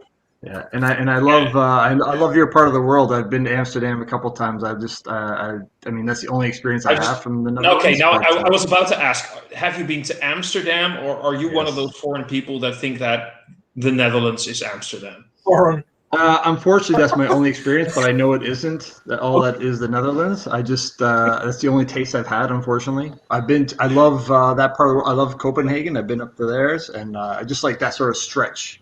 Yeah, no, that's cool. But just as long as you are aware of the fact that Amsterdam isn't the Netherlands, because the amount of freaking people from like either the United States or wherever the fuck they're from, they're going like, I went to the Netherlands and I've been to Amsterdam. You weren't in Amsterdam, you bitch. You just were in the Netherlands. Go fuck off. Yeah, exactly. No, I respect that disdain for that opinion. I admit that's all I've seen. I mean, we did go. That's why I know you're Canadian, because you go, I respect that, and you're all like, sorry about that, eh? Yeah, sorry, that's all I got, eh? So I did take a train up to the countryside because I was there for work, and we were going to a plant. I could look up on a map where it was, but we did stay in the country. But again, it was just farmland and very limited exposure. So I really didn't. Dude, if you ever come to the Netherlands, just find me. Thomas Opened. That's not my last name. That's a Dutch thing. Opened means opens. Thomas Opens beer. Blah blah blah. My ex-girlfriend came up with that name. Hook me up on whatever, Facebook, Instagram, whatever. Find me, Thomas Open. If you ever come to the Netherlands again, I got plenty of space in this house here. I'll hook you up with a place to stay. And we'll drink some beer together, man. It's going to be fucking awesome. We'll do it. Same goes for Craig. Same goes for Rob. Same goes for Matt. All y'all, you're welcome here when this COVID bullshit ends. We'll get fucked up all together on. I'm gonna have Rob drink the most amazing Dutch IPAs. You motherfucker. There you go. Point me in the right direction. I will. If I ever find the right direction, Rob. I will say my 2 trips to Amsterdam, I didn't really get a good taste for the local fare. I went to a brown cafe and had Amstel, and it was fucking trash, but the food was great and the company was nice. But I just drank Belgian beer when I was in Amsterdam. So sorry. I'll show you the good. I'll introduce you to the good Dutch beer. I have one question though. If you went to Amsterdam, did you have a stroopwafel? Explain to me what that is, and maybe I did. Stroopwafel. It's like the waffly thingies. Oh yeah. Of course. Dude, you're Ewart, right? Yes. Yeah, just checking. Okay, cool. Thank you. Somebody sent me a message right now. Oh shit, that's not good. Yeah. Yeah, no, I had that. We the one time I went, I was with my wife, and they had the holiday market going on, so we did all the stuff, the pickled herring and all that shit, all the touristy shit, because you got to do it just to say you did it, If you don't, you need the croquette, like bitterball croquette. That's what you need. Mm-hmm. You need the pickled herring. So there you go. The pancakes. The pancakes, right. Like the no, not the pancakes, but the poffertjes. The small pancakes. They're like this big. Small pancakes. Oh, Didn't have that. Wasn't aware. And you need there's so much stuff. So anyway, hook me up if you ever come over. Shut up, Thomas. Shut up. Right, Thomas. Shut up. Roger Beer Ventures. Hey, Rob. I'm not gonna shut the fuck up, dude. Oh. I know exactly. Hey, you didn't tell them to shut up when I came in, but for Rod, I mean, you have to roll the red carpet. What the fuck is this? Yeah, Who's this fucking guy? You're go. Listen, Rod doesn't deserve that level of respect. You should know by now. You should know. I should. You're right. I should know. Should I know Rob? Have I ever heard of him? He's got a channel, so what can I say? Exactly. If you haven't heard of Ron G beer reviews, you're not into beer. I'm telling you right now. I'm just trying to change my Of course I reservation. know. I Of course I know. thought I was going to Amsterdam, but we were playing in the Netherlands, so I got to switch it up. Yeah, I'm like I'm one of those guys who is aware of the fact that if I go to the United States, I'm not going to New York. No. It's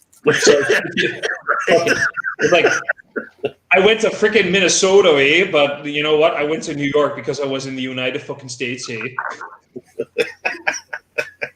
Everybody knows you're supposed to go to Cincinnati. Cincinnati's a spot. If Fucking you're north Cincinnati. Fucking hell! Cincinnati. Yeah, man. I had a Cincinnati's pizza. a punishment. No, but like I had a pizza. It was in Chicago, but I went to New York,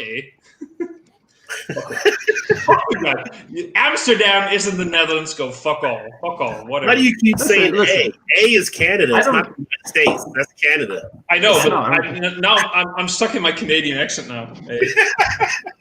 But you know the Netherlands is like the size of Ohio, if that. So I know. I'm fucking aware. We're tiny. We're tiny. But we ruled you guys at some point. So go fuck off. Wow. Jeez. Wow. Nice to meet you. Wow. Quite the introduction. Friendly folk. These You gotta love the international panels. Oh yeah, you gotta love them. they're like making a good impression. I know we've been taking some kicks as America, but damn it, we're on our way back. Are you sure? Are you sure? Look, We'll find out Wednesday. hey, Craig, Right. Craig, Rob, bunch of colonials. Am I right? Yes, sir. Yeah. Hello. What? I said bunch of colonials, right? Yeah. Hey. Well, never mind. So, Ross, what are you drinking? I just grabbed a couple lagers I had to cool. I need to finish. This is Furnace Gruner from our Aldi, local Aldi, that my wife had picked up one day just because she thought I might want to try them. So, kind of cleaning out the fridge. Not the best stuff I have around, but need to drink it anyway. That's basically live streaming. Well, live streaming is all about I need to clear my fridge. Oh shit, Matt's got honey brown. Well, hell, I don't feel bad now. It's like fucking one of the best beers in the history of mankind. I might go grab a Four Loko now. Premium. If you think honey brown isn't good, then I don't know. Maybe I'm just Actually, not. I use honey brown when I do my beer chili. I'll use honey brown in it. It adds a nice sweetness to the base. No one will besmirch Genesee while I'm around. You and Joe love that brewery, I tell you. There's more than two of us, but yeah. Well, I know. I mean, you two could do business alone. I know you can try. You would try. They did a collab with Other Half. Come on. Yeah. Listen. That's Other Half trying to be. I mean, can you be even more hipster than Other Half already is? That's just such in their ballpark. You could be yours. Yeah. You could be you. What do you mean? Fuck off. You're the ultimate hipster. You're like the ultimate warrior. Yeah. You do that on a hop vine. Every beer bar I go into from now on, I'm gonna start doing that on the bar. Just fucking. Ultimate warrior. Who's supposed to come to Detroit now? I'm sorry. There's a few things that I know. Fuck me. I'm not going to Detroit. Hell no. It's harmless, man. It's harmless. I've been there a billion times. I live there. Fuck. It's a fun city. Yeah. Every major U.S. city's got its spots, but they also have like awesome pockets of like good people and awesome beer. So actually, some of the best Middle Eastern food I've had was actually in Detroit. Oh yeah, really? Sure. Yeah. Oh yeah. Actually, outside of the Middle East, it's got like the biggest in Dearborn. It's like the biggest Dearborn, hotbed. we were up in Dearborn, Sure. Safest spot in America. Yeah. Now, if you go downtown, you might want to be a little more careful. Listen, hold on. I can see downtown Detroit from my office. There is nobody down there. There's no there's no danger. There's no people. So you remember when the dogs were roaming around? Exactly. They had dogs all over the place that were just out there. It's like I Am Legend in downtown Detroit. I was about to say, I've just seen the memes about Detroit, and then you said I Am Legend. I'm like, okay, maybe there's a certain amount of truth to that entire situation. Never mind. I'll stay home. If you're talking like right downtown, right down by the river, but you go to Midtown. Midtown's hopping, man. They got a lot of that's where the good beer scene is. So I'll take your word for it. I'm just going to stay here in my no government country for the time being. Okay, I'm okay. That's fine. Is that where Matt Patricia drinks? Where is that? Where he drinks? I don't give a shit. He drinks in Boston. No, I don't give a shit. He's gone. Thank God. Oh, he was terrible. Our Miami's ex-interim coach, your new head coach, Dan Campbell. He'll run through a wall apparently, so I'm good with that. Oh, he will run through a fucking wall. He's fucking awesome. He's a player's coach. And that's probably what you guys are aiming for, right? I'm not convinced. It should have been Marvin Lewis, and as much as people don't like Marvin Lewis, and he's a retread, he's proven success. He's an adult. It would lay the foundation that you guys need. Well, here's the thing. Well, I'm in Cincinnati, right? And so people were screaming about getting Marvin Lewis out of here. I said, careful what you ask for. They have not sniffed the playoffs, so they got rid of Marvin Lewis. I know. Jim Caldwell, same thing here. They did with the Reds with Dusty Baker. They got rid of Dusty Baker. The Reds have not even been close to getting back in. It's like Cincinnati. The players got to play. Marvin Lewis needs to come in for like 3 or 4 years and announce. That's his deal. He needs to correct the ship and get it in the right direction. And then you need to get somebody with bigger vision and more newer kind of concepts to run the show. He's a great coach, but I don't think he's a long haul coach. That's what they did with Caldwell, though. So they had the playoffs, and he was 9-7, and then they shipped him off, and Patricia came in and just ruined it all. It's like Trump. They hired Matt Patricia. It wasn't Caldwell's fault. Caldwell set a great foundation. They just hired a fucking guy. But that's what you say. Like people say, the long vision. Look at Andy Reid. He could have had he got the Eagles to the Super Bowl. The Eagles still got rid of him. He goes to the Chiefs, and he wins the Super Bowl with the Chiefs. Like no, he went a little quicker. No, the Eagles got rid of him. He went to the Chiefs, and he was Andy Reid until Patrick Mahomes showed up. But still, he had him contended. You got rid of a coach that Philly did. They got rid of a coach that had a 750 to 800 winner percentage each season. If he didn't do what he did last year, if he didn't have Mahomes and did what he did last year, he would still be Andy Reid in everybody's eyes. Rob, remember when this entire live stream was about things that an international crowd can understand and instead of just one sport that nobody really gets? Yeah. Yeah, that was fun. I don't know anything about football. Culture and we export the NFL to Wembley now for Rockies NFL football. Remember the Laugh League? Matt, Rod, you're talking over Rob. Give the guy a chance to speak, please. I wasn't saying anything complimentary, so don't worry about it. Oh, then in that case, just keep waltzing right over him. That's I was looking at internet. I think my knowledge of the NFL stops like in the 80s. Besides Tom Brady, that's about it.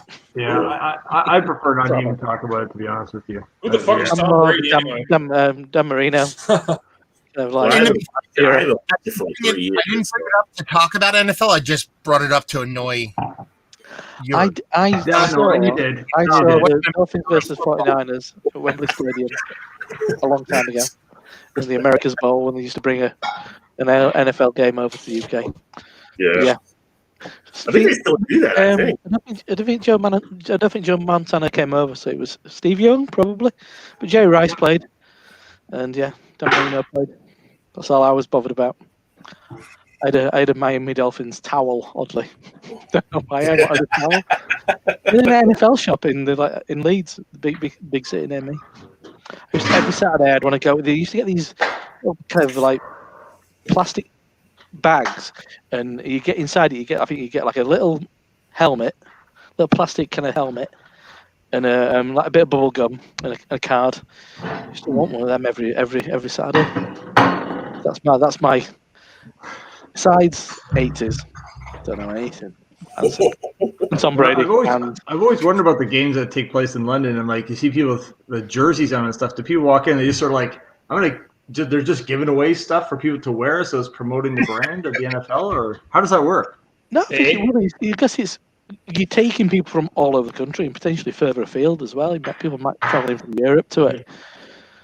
So you're getting the die-hard, really.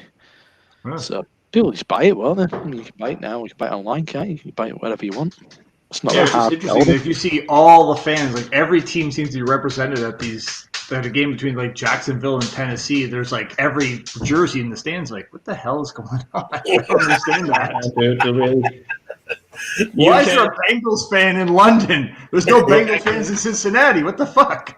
We're fucking weird in the Netherlands when it comes to football and everything like soccer, but the UK has taken it to a whole nother level. And these guys are just weird when it comes to their footy. So these guys have monopolized extreme behavior when it comes to football. So they're like the Americans. They take weird shit and they just. Yeah, but like you're colonials based on the UK. So where the hell do you think you got it from? Of course. Not you, the rest of the U. Sorry, the rest of the U. The rest of the U. The other U's, like little U, the Uniteds without the United. Let's get a political here. Let's get fucking political. Let's do it. Please, fuck off. No, please, no more. No. Hell no. I'm joking. I'm just joking, dude. I'm just joking. I know.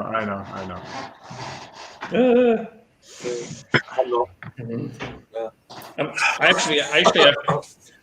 So this is interesting. I have people apping me right now. There are people apping me right now. You should be in bed.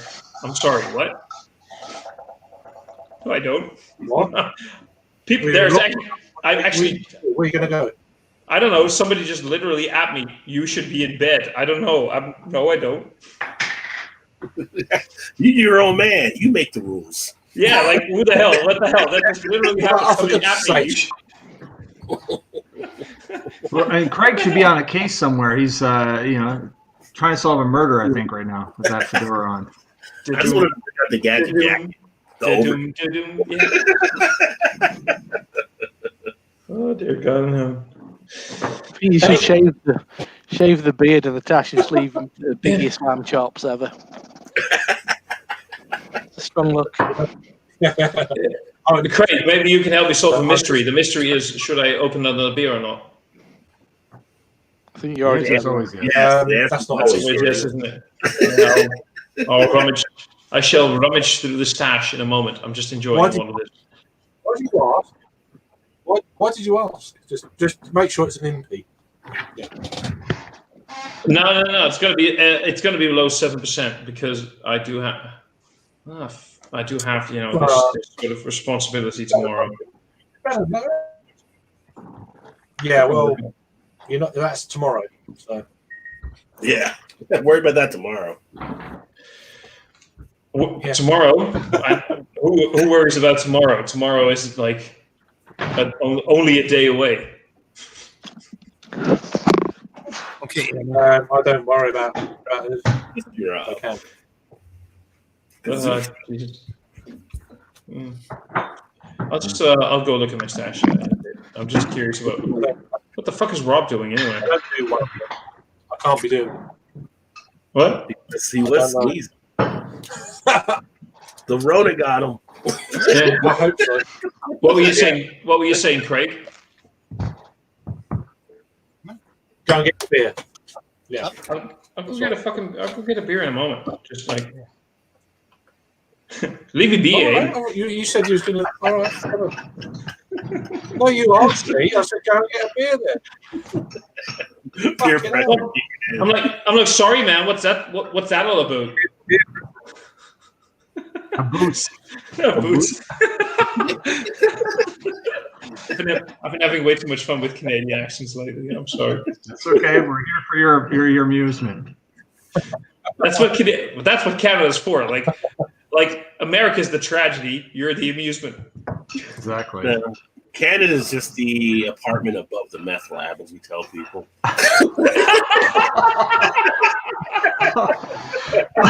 We're like, keep it down there, eh? Oh, sorry for bothering you, but keep it down, could you?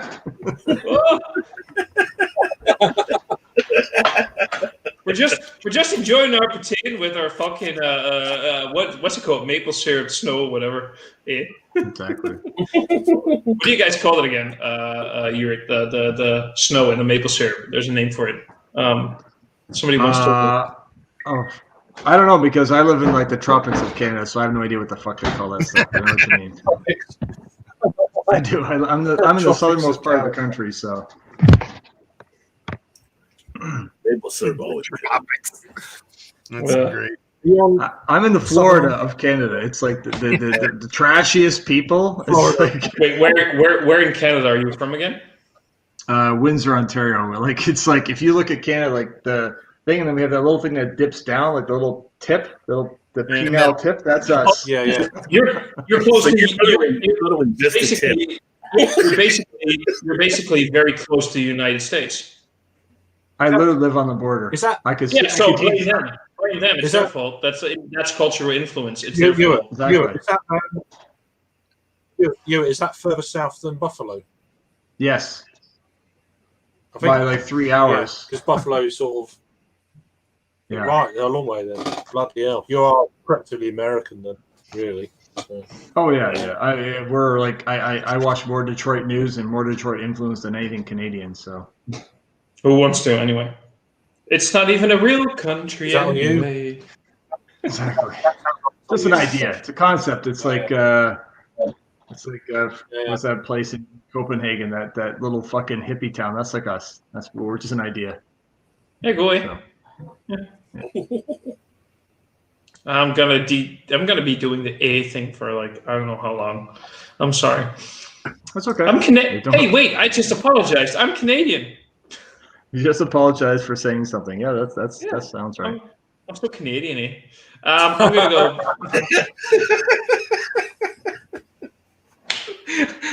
So you should. Yeah. I should apologize for everything I say, no matter what country I'm from, because everything that leaves these lips is no. That's just a big no. I'm gonna go grab a beer. So I ain't gonna say nothing. What?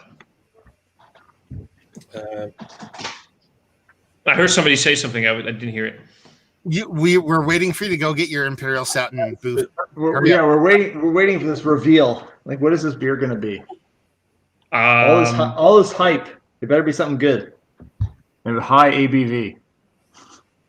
I have some alcohol-free beer here right now that I kind of want to pick just for the occasion. Go get a real beer. Yeah, that's cheating right there. I'll be right back, guys. I'm just gonna rummage through the stash. I'll be right back. Non-alcoholic beers from Monday to Friday. Cool bean. Wait, who drinks non-alcoholic beers? I don't drink. I do. I love it. And I it's do too. Yeah, I don't drink. or at the end of the night while you're trying to pace yourself a little bit, kind of fucking I do when I'm just craving it, just the taste of something resembling beer, and it just on a whim, I'll have it. I'm like, all right, that's scratchy-ish. I'm good for the day. I'd rather not drink. If I'm drinking non-alcoholic, I'd rather not drink. It's that simple for me. I agree. Yeah. And I used to be that way, I've but not like found it became like alcohol-free beers that are actually worth drinking, so won't bother. yeah, that's true. There are most of them are shit. But it's like when you drink enough sparkling water after I'd a while, rather have it's a cup. like, like something that's kind of. I'd rather have tea. a cup of coffee. It's more flavour. That's true. If I drank like it, I don't know. If I'm in the mood for beverage, an adult beverage, and I drink coffee, I might throw up. I don't know. I don't know. The coffee to me is like has to happen before the sun goes down. Otherwise, I get weird. You turn into a pumpkin. Well, I'm gonna have this. I'm gonna have a coffee right after this as a dessert. Really? Rob, what are you drinking? Yep. I've just opened Brew by Numbers from London. Double IPA, Citrus Simcoe. Yeah. Smells amazing. I've not tried it yet, but I've got one in the fridge. Mm. I've got one in the fridge. For a big time. My good friend who was on the chat, he brought me a couple of them beers round. I think one was a IPA, one was a double IPA. I think that was the is that the double? Yeah. Part of that, So that cheap I've got pack. it in the fridge. Smells amazing. Yeah, smells like He passion fruit. mate kindly brought me round a couple. But that was earlier on today. So. That was next level. That's the most convincing West Coast style. Yeah. From the UK. Just, I mean, they're not cheap. They're really expensive in the track, but very good. Yeah. I need to sort some shit out. I mean, some of them stouts you were reading off earlier, and your very informative live kind of stout of the year for 2020. Go check that out. If you're interested in brewed imperial stouts, it just informed me of what I missed out on last year, which is well, that's always the case, isn't it? I mean, there's always more beer. You can't drink them all. Beers. It doesn't. Once upon a time, I think you could drink them all. You could really kind of like all the kind of releases. But I've had that. Can't do that anymore. Too much beer. 2017, you could, but not now. It's just in.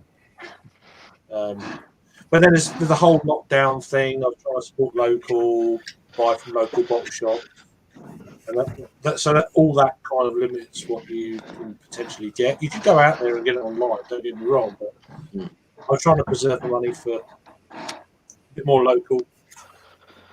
Otherwise, I might have had a few of them. So. Yeah. No, I got it because it was just too good value. It was the box, 24 cans for 54 quid. I mean, virtually half price. I'm trying to just as well. Every single one of these. I've almost last 3 days I've been trying to finish off these two kind of like mini keg and a beer in a box, which is 10 litres. I've almost finished both of them in heroic 3 effort. days. No quit. What is it? What you want at the moment? Which one is it? Are they from? I'm on the I've got a bit for a few days, so that it's not in a bottle, but it's in it's on cask. Not cask, but beer in the box, which is 5 litres. 5 litres. I have a pint left, I reckon. It's nearly gone. So. Man, it's so casual. So casual. It's like, here's me dry up Jenny. I was gonna say that looks good over there. Try to sneak that one by us. I ain't making a habit. Yeah. I ain't gonna make a habit of it though, because it's just too much beer. It's too much. Yeah, no, I don't. I'm not that. Nah. I'm not that into those mini casks. It's like you've got to drink them all pretty quickly. I mean, next few days, the first day they're all right, but yeah, I like fizzy beer as well. I don't like it too flat. But this was free anyway, so we can't complain about that. The secret ingredient. So, but yeah, the other one I bought 2 months ago. Oh right. On Friday, and then another. All right. Bring you this round. Oh fuck! I've got 10 litres of beer to drink in 3 days. So, yeah, okay. Good luck, man. Love it. And miles to go before you sleep. I like to say I have to drink 10 litres in 3 days. That's great. I think Thomas is going for some kind of record at the moment to how many streams can he be part of in the short period. I think in the last 24 hours I've been part of 4. Yep. Oh, is that it? 4 or 5. I don't know. Craig's going to be 4 tonight. Oh, so I figured at some point because of our Canadian. What? What were you saying? I do that every day. Yeah, that's your lifetime, mate. That's your fucking lifetime. Yeah. So I figured I'm going to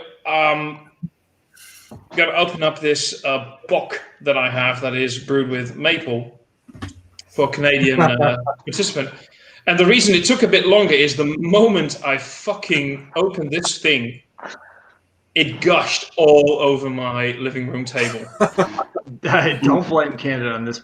Yeah, no, this is not blame Canada. Blame Don't do that. Don't do No, that. but anyway, no, this is not blame Canada, but this is a homebrew, and it's probably still going to be amazing and tasty, but that gushed everywhere. I opened it and it went everywhere, so it took a little bit longer.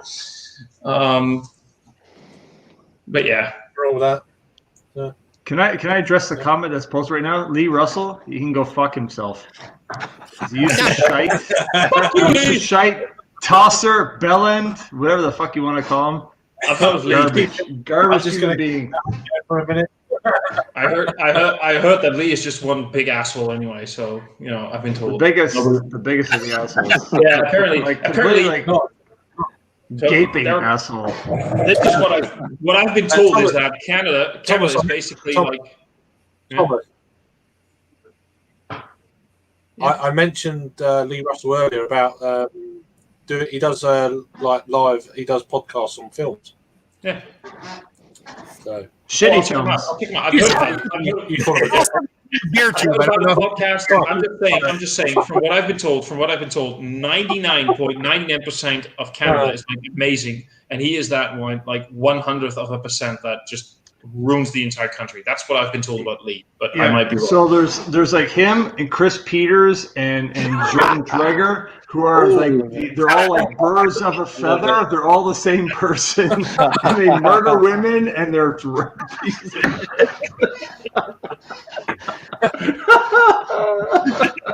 Fuck you, Lee. Fuck you, Lee.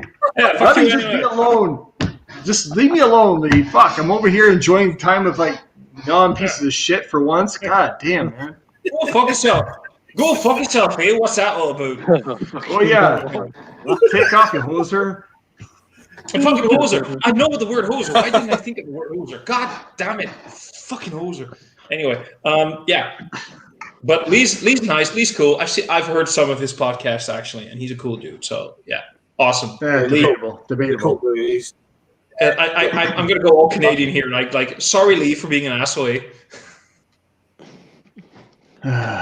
He says it how it is, you, doesn't he? Sometimes.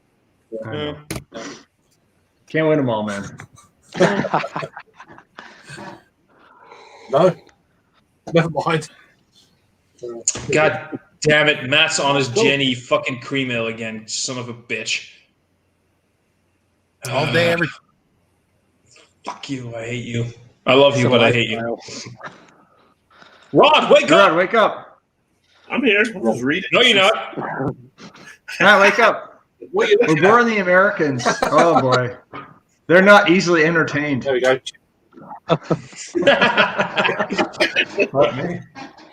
True. Fuck any of this shit. I'm just here to get fucking drunk before I have to go to work tomorrow. Whatever. What time is it over there now, Thomas? Where you at? Oh, it's the Netherlands. So I'm looking at my clock, and right now it's fuck o'clock in the morning. Anyway, No, it's 11. 11 o'clock. it's 11. 11 Look, I'm cool. Get a grip. Get a grip of clock. Like I work in we're in lockdown. I work in a store, and we're in lockdown. So if I come in tomorrow with a hangover, nobody says, "Holy shit, that's ugly." God, that's a fucking wake up call if I've ever seen one. Damn. I'm sober. Jesus. Hello. Push it away. What are you drinking? Go. What are you drinking? Leave. No. Push it. It's funny you said you work. You said it's funny you work in the store because I saw a meme earlier. Actually, it was last night, and a guy said the meme said I could smell the alcohol through your mask because everybody's wearing a mask. Yes. And the response was like, well, maybe you should stand a 6 foot fuck back like you're supposed to. Because you're 6 foot, you're supposed to be back away from people. So apparently you're too close if you're smelling the alcohol. Yeah, that one. I saw that one. Here's another meme that I saw the other day, and I love this one. If you work in retail, you get this. I'm just loading it because I actually shared it on my Facebook. I fucking love this one. I'm looking it up. Go. Where is it? Lee Hardy's hungover. Okay. Freedom of speech isn't freedom from repercussions. That's why everyone who works retail doesn't tell you to go fuck yourself. Yeah. Somebody got upset here. Who got upset? Oh, you're not ready. Let it linger for a bit longer. Why are you still keeping me? Thank you. I was about to say, just get me the fuck out of the big. I'm not that pretty. Go away. Go focus on good-looking people or whatever. Thomas, I love you so much. You're like my favorite ever. Like seriously, like you just like me. You just like me because I'm drunk. much more than that, brother. Come on. He thinks he's got a chance. That's what it is. Yeah, I get it. Oh wow! Apparently, just saying, you guys, we might have upset somebody who's actually from Detroit. So Not You possible. upset somebody, not Oh us. no, that was BC. He's not upset. Nothing to do with me. He's Nothing under to do with beer me. too. Not possible. Oh, Lee's living the best life right now. You're at work and you're hungover. That's like the best part ever. That's. Yeah, but it's getting paid to be hungover is always a good thing. That's the way I look at that. So, yeah. Absolutely. Remember that. I got to work wrong. Get paid for it. It's like, Who's plowing their fucking You know that you were there. Sorry. I'm actually looking at my coffee and I forgot to turn my fucking mute on. you were I'm grinding beans, baby. Grinding beans. Time for stop class. Craig, just go to the next comment, please. What the fuck? What the fuck? yeah, I'm getting there. Calm down. Calm down. or he's not drunk either, so he's really just not funny ever. So No, I'm not. That's funny. yeah, that's what I mean. Yeah. I'm not funny. I'm not. What the hell is going on here? He's got an industrial sized vibrator, I think. What the hell is he doing over there? That's like the Jacked up to a generator. Masturbator 3000 or whatever. Made it himself. Shit. Dude, we can't hear you. We can't hear you. You were. So no one's hearing me. No one's hearing me. You were- No one's hearing all the noise I'm making. Yeah, he's like grinding and mulling his own beans in the background for some artisanal fucking Americano or some shit like that. He sounds like he's Yeah. No. So No. I literally just did that. Americano is just espresso with too much water because you guys don't know how to drink caffeine. Thomas, I don't know if you know, but I was trying to be, and it's a joke. I know you don't have a sense of humor or fun. I don't have. No, of course not. I'm going to the Netherlands. What is I'm happening? Dutch. I'm Dutch. When we're born, our sense of humor is surgically removed. That's what happens in the Netherlands. We don't have a sense of humor. But you guys do get sarcasm, right? Yeah, You you got- understand sarcasm. Yeah. He's got a flat sense of humour.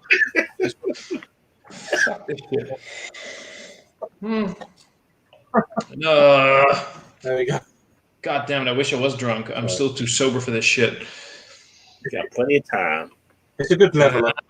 Look at that! Look at that! Hot, sexy coffee water. That's a big cup of diarrhea. I've never seen Beer Geek Holland before. I have to pick up his channel here.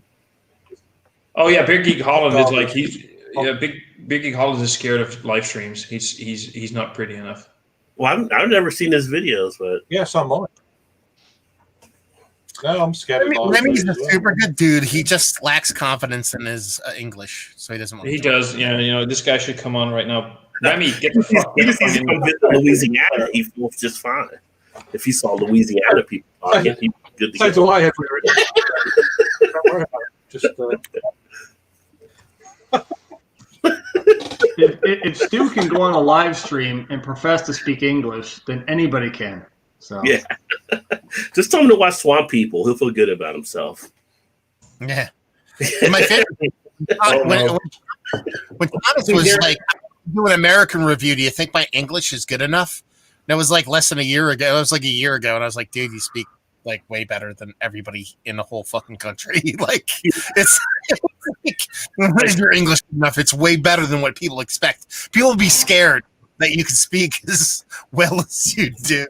Like really, seriously, he's worried so much because he compares it to people that speak English a lot, and he is not aware of the fact that 90% of the English-speaking countries in this good globe that we have are not capable of actually speaking English. So You can't speak American. You can't speak American. American. I just picked up Beer Geek. I just picked up one of your new subscribers. Holy shit, dude! Yeah, well, but check out Beer Geek Holland. Dude's great. Dude's awesome.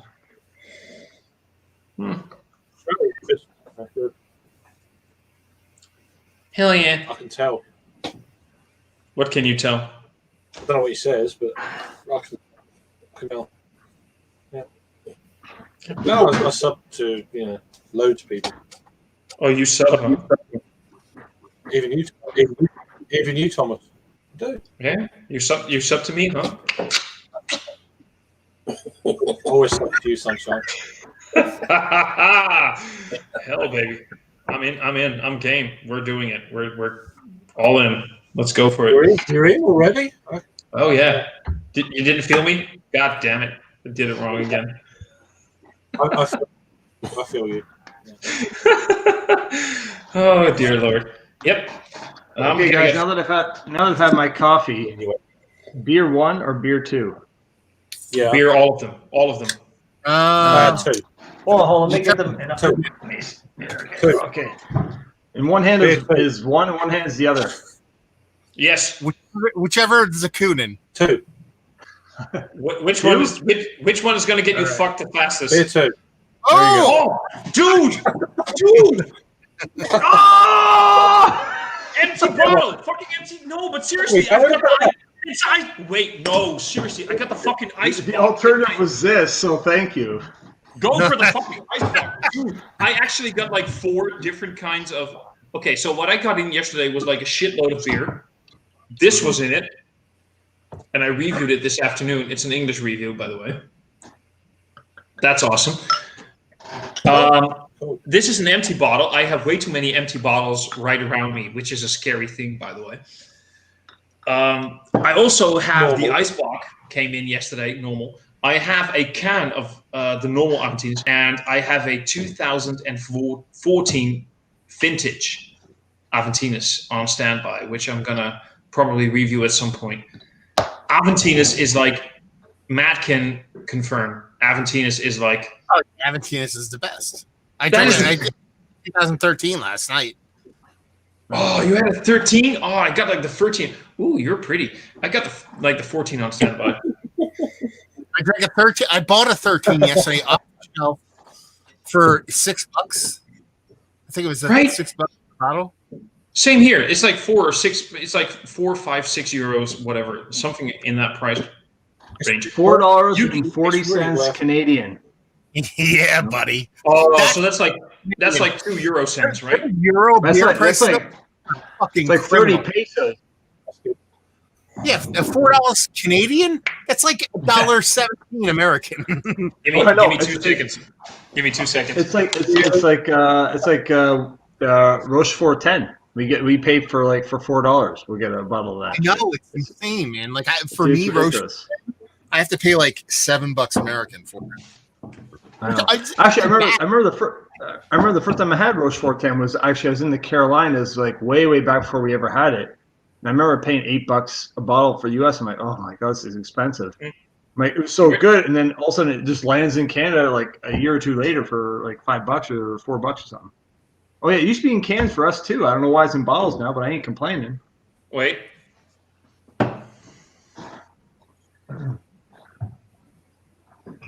Nice.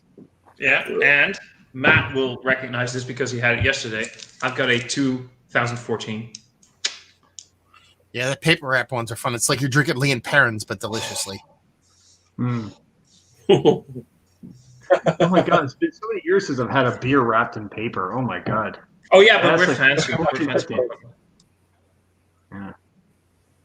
Huh. Those good old days. I can't even remember what the beer was. It was probably this beer. I just don't remember what it was. That's before Untapped, I think. Yeah. Yeah, Oh, man. yeah. Rod, how's your beer, your Audi beer thing going? I was Alright, nice. Just a You're lager. gonna crack. I may go get another one. You're gonna crack something better. Yeah, what, another one of them. Or? Yeah. I've actually got the one they were Another just one talking there. about. I have to crack it open because I got to do a review on it. You should. Look at that. I haven't got it, so Yeah, I've got it. I have to do a we could have review. done a. It's like so Yeah, drinkable. yeah, I mean, yeah. it's almost Yeah. it's a crushable like. I love a Yeah. kebab. Who loves a The good thing is, though, cock? Rod, you could probably go for another 5 cents or something anyway. So it doesn't matter. I think I paid less than what they paid for it, though. I can't remember, but I don't think it was that much. Yeah. Well, Rod's I know- always got the I'm sure deals. you did. I don't care how much we don't pay in Canada for beer. Rod's always got a fucking deal. He's always undercutting the Canadians. It's unbelievable. You know what it is? It's socialism at work for Cincinnati. They're on a whole nother level of socialism, which is appreciated. Like, we got to give these motherfuckers some good cheap beer, man. I don't know how we do it. Number one beer drinking area in the country, Cincinnati. So we got a ton of beer. Oh, I know, I man. reckon I he love goes Cincy. into beer stores. I reckon he You- goes I into need- his beer stores. He say, "Oh, you never sell that. You never Yeah. sell No, that. I just want to. And I then want to he share. sees- Oh, he No, I buys need it to all. share an empty bottle. I need to share an empty bottle with Ewart right now. This is a 2013 vintage. Oh, nice. I saw those. I've had that, but it's been No, a long I saw time. those yesterday at the place I bought my Aventinus Yeah, for $4.50 a fucking bottle. I can top you that one because you know how I got that bottle. Because those are usually more expensive, right? They're usually like double What's digits. the breed? Usually Yeah. for me, those would be around 16, 17 euros. You know what happened? I walked into a local bottle store and I walk in there every now and then just to pick up one or two simple things. And she was like, "You're into beer, right?" And I'm like, "Yeah, I am. I have this beer here that is past its sell-by date. Do you want it for free?" That's a Rod J deal if I've ever heard one. This is a fucking 75 centiliter bottle, people. Of It's the 16, best Rod J 17 deal. It's fucking free. Are you kidding me? Oh my god. They were like, "Do you like? It never happened. Would you like this for free?" It is a Mine Aventinus buddy from 2013. They were like, "Would you like to have it?" Yes. That was fucked up. I was. This is one of the most fucked up things that ever happened to me, and I was like, "What? Yes, I will. Of course." Free's always a good kind of deal. No, those are the best deals. Free beer is the best beer, people.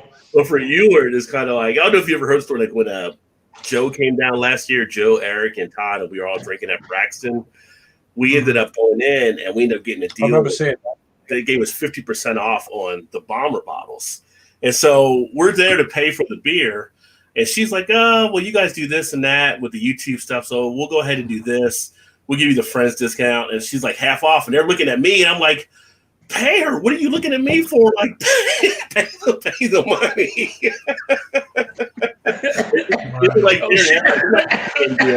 They were like shocked, like, "We don't know if you did the math. Like, we just give her the money. She knows what she's doing." God damn, man. God damn. So, can I piss you guys off a little bit more? Please do. You can You try. always do. You can try. That one, right? The one this is the one I drank this afternoon. Like, this is just yeah. It's a shelfie by us. What do you want? Yeah, it's a shelfie for you. Awesome. I like you. Awesome. So this was the brewery reaching out to us, the Dutch beer tubers, going like, "Can we send this to you for free?" And I don't know. I'm waiting. I'm just waiting. Right? I'm just waiting. I just want to. Don't you know who you're talking to? You're talking massive beer reviews. He gets everything for free. Holy shit. Yeah, you what the can- fuck, dude? Like, I know. But have you ever gotten, dude? Have you gotten like Bourbon County for free? Me personally? Fuck no. I've never got anything for free. But you know who does?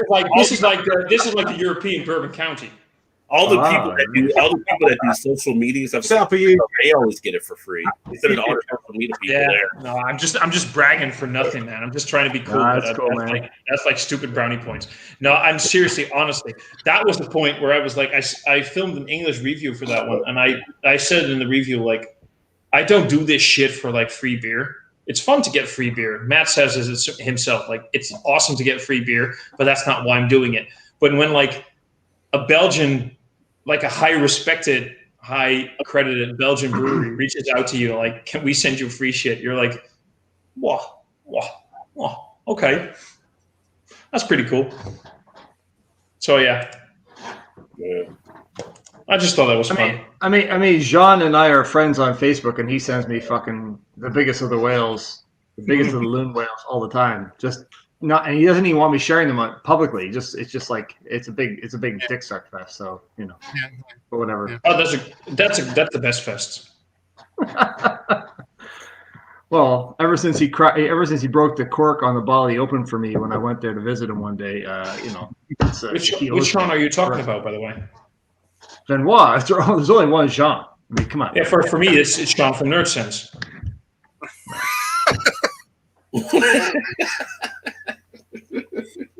I'm just asking, dude. Like, who?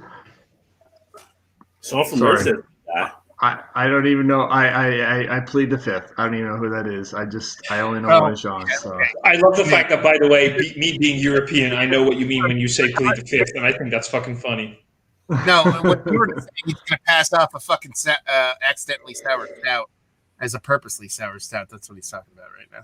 Wow, no, sir. Do not bring that up in my presence, please. I really plead the fifth. No pun intended. Plead the fifth.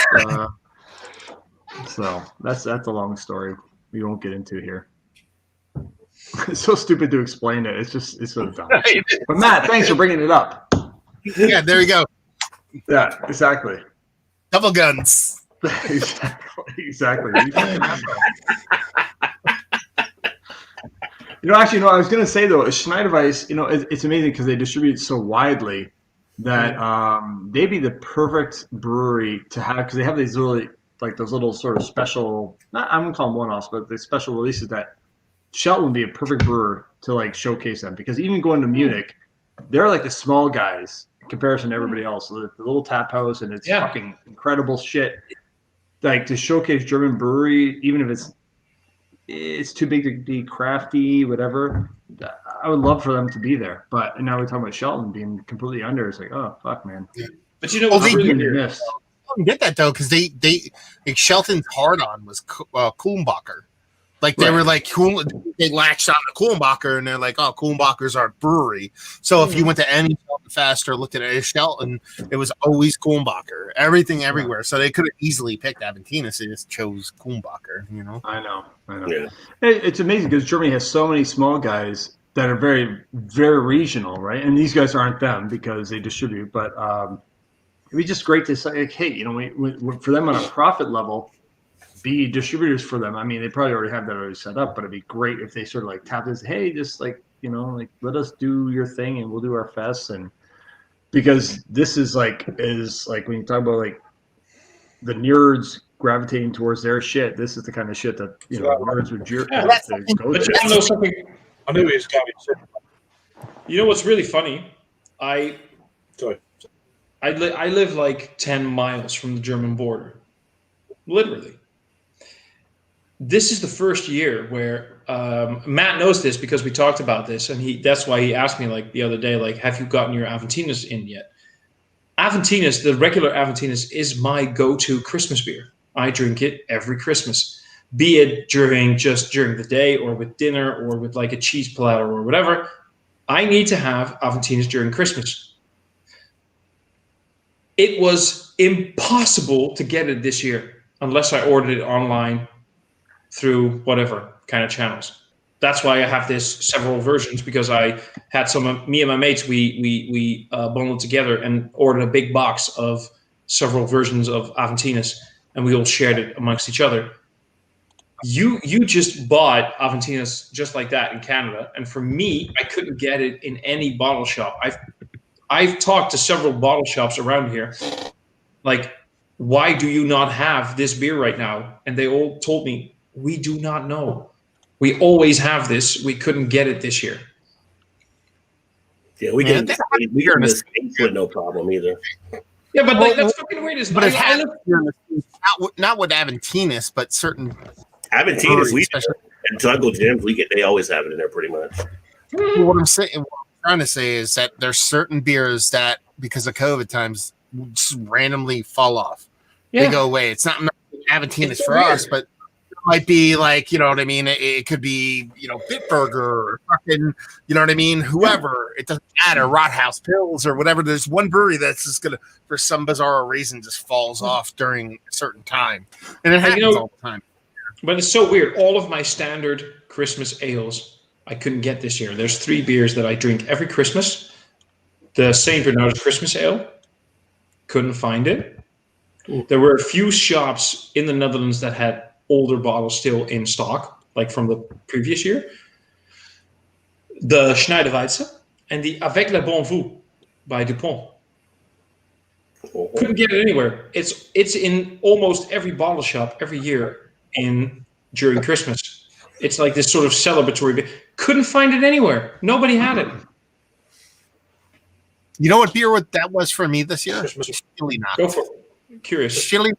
I couldn't find it all this year. It's one of my seminal Christmas beers that I drink every fucking year, and I couldn't fucking find it. I'm furious about it. So I feel your pain, brother. Feel it. Matt, which beer was that?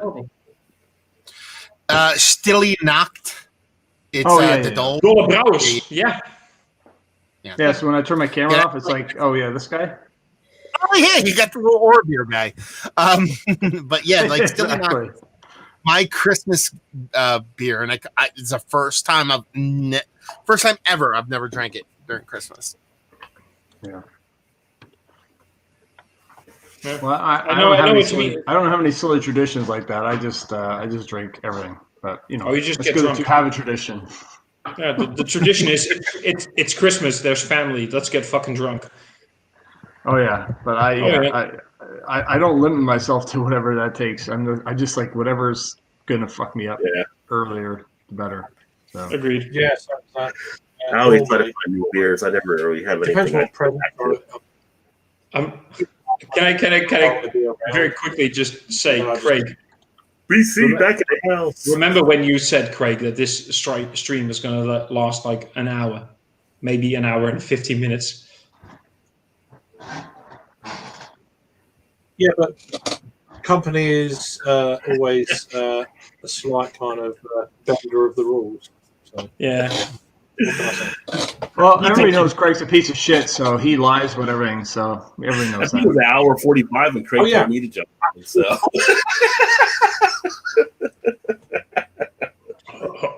Yeah, I know what it is. I know what that's like. That's okay. It's good. Awesome, mate. It's always dependent on what happens in a stream. Right? Yeah. I generally expect them to be that short. But yeah. The David in the chat. You Euroguys in Britain, actually. You Euro guys go long.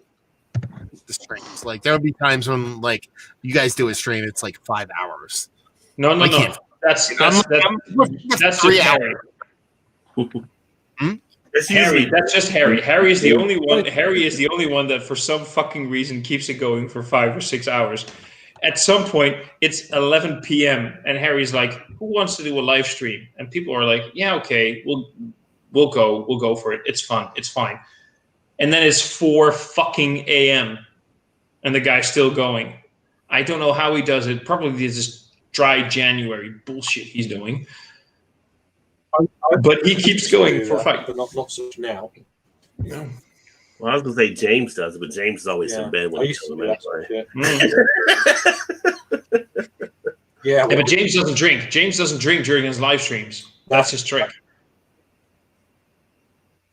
That needs incredible. 3 or 4 years ago, I used to have 8 hours. Quite regularly. 8 hour streams were normal 4 or 5 years ago. used to be the norm. Yeah, but not much now. I mean, it takes like at least 4 or 5 hours to solve a crime, right? So once you got the fedora on, it probably takes that long, right? Yeah. I'm gonna solve beer crimes. Or a game of Clue. No. Come on, Craig. I'm cuddling your beard right now, brother. I'm cuddling your beard. I got your back. It's cool. Well, I'm growing my beard Craig inspired me.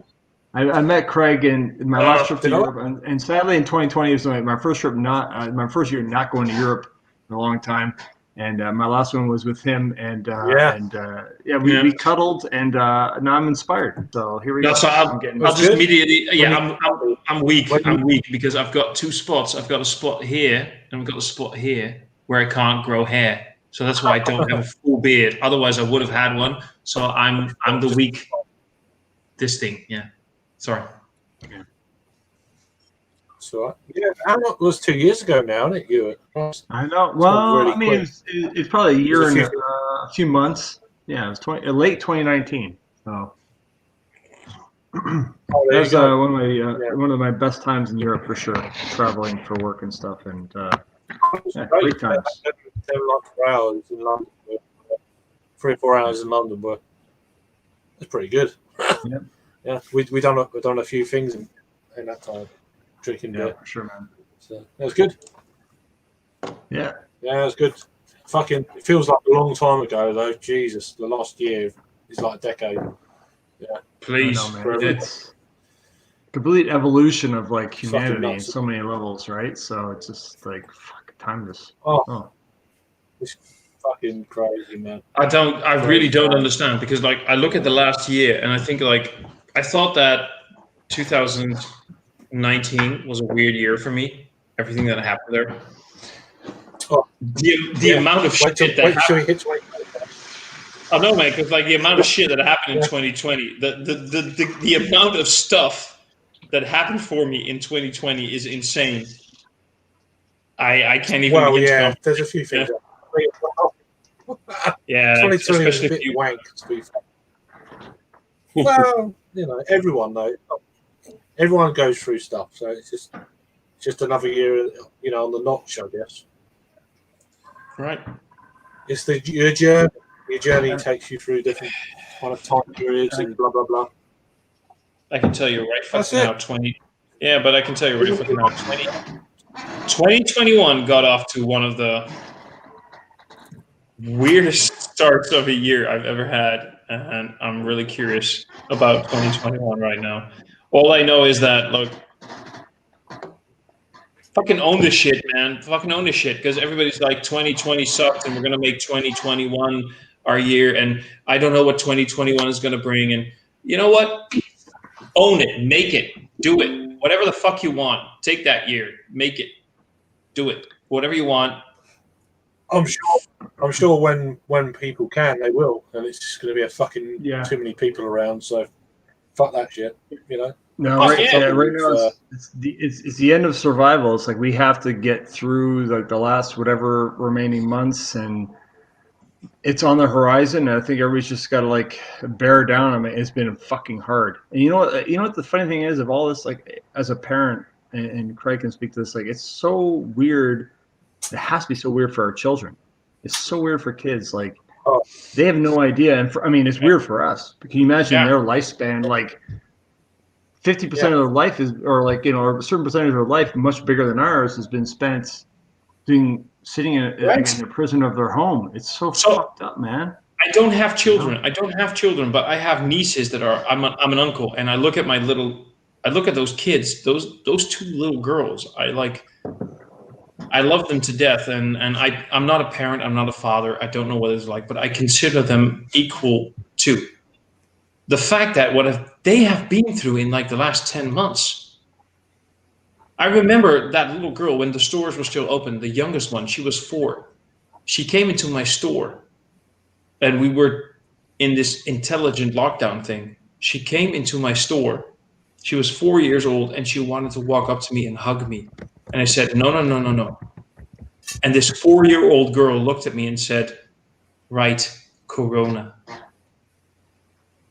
Yeah. That fucking breaks your heart, man. That Is breaks that your heart. That's like a Is that the 4-year-old. first bit? Yeah, first bit. Yeah. No, it's so weird. Like actually, someone shared a video with me, like on the Facebook or whatever, and it was just like a kid, a teenager in the Toronto area, did a video about basically this experience. They called it Numb, and just showing them sitting in the room and looking at the wall, and you can hear the background of like the friends, and they're looking at some memories and all that stuff. And then it's just like they're sitting in front of their computer and just like school stuff and due dates and all that stuff, and that isolation and sitting in the room, and also just doing that sort of flash thing where all their clothes are changing every day. It's new, you know, they're wearing a new set of clothes, their hair's a little different that day, and they're sort of doing like the regular thing and all that shit. It's like a prison. It's been a prison sentence for young people. You know, they have no job, they have no school. School's all online. It's like they're imprisoned in their own room. It's really fucked, man. And parents, hopefully parents are like paying attention to their children. That's my biggest concern, because this can be hard on people. There's suicide rates up, obviously. There's a lot of anxiety. It's like, holy, that's the biggest trying time of all this, right? So anybody working in healthcare, like whether they're nurses, doctors, then people are just heroes. Yeah, mental health care. Those people, just think about a year ahead from now, 2 years, 3 years, 4 years, 5 years, like even 5 years from now, there will be people who work in healthcare who have gone through hell. Because there have been countries in this world that had to basically go through war triage. When it comes to patients coming in, they had to decide, like, look at Italy, for example. We're on the edge of that at the moment. Exactly that. These people. There have been doctors, nurses, people in healthcare. They had patients coming in, and they had to decide, as if they were in war, this person is more worth of saving than the other one, likely of saving. And right now I have to choose. Right now right now as a doctor I have to choose who will live, who will die. There are too many patients coming in. We only have limited resources. This is triage. This is 2020. There have been people are walking around going like it's just a flu. It's just a fucking flu. No, it's not. It ain't 2020. Yeah. And that's like Rod J's predicament every day. He goes into a beer store. It's like, who do I save and who do I let die? Yeah, man. Sorry, I had to take the serious tone off it, Mike. You know, Rod J's making the ultimate sacrifice, like who lives, who dies on beer. Oh, thank you, man. What beer lives and what beer dies. You know, it's like. No, because you're totally right. You're right, because this is a very serious tone, and I didn't want to bring it to that level. No. I started it, man. It's my fault, but you know. No, I appreciate it. I appreciate that you do that.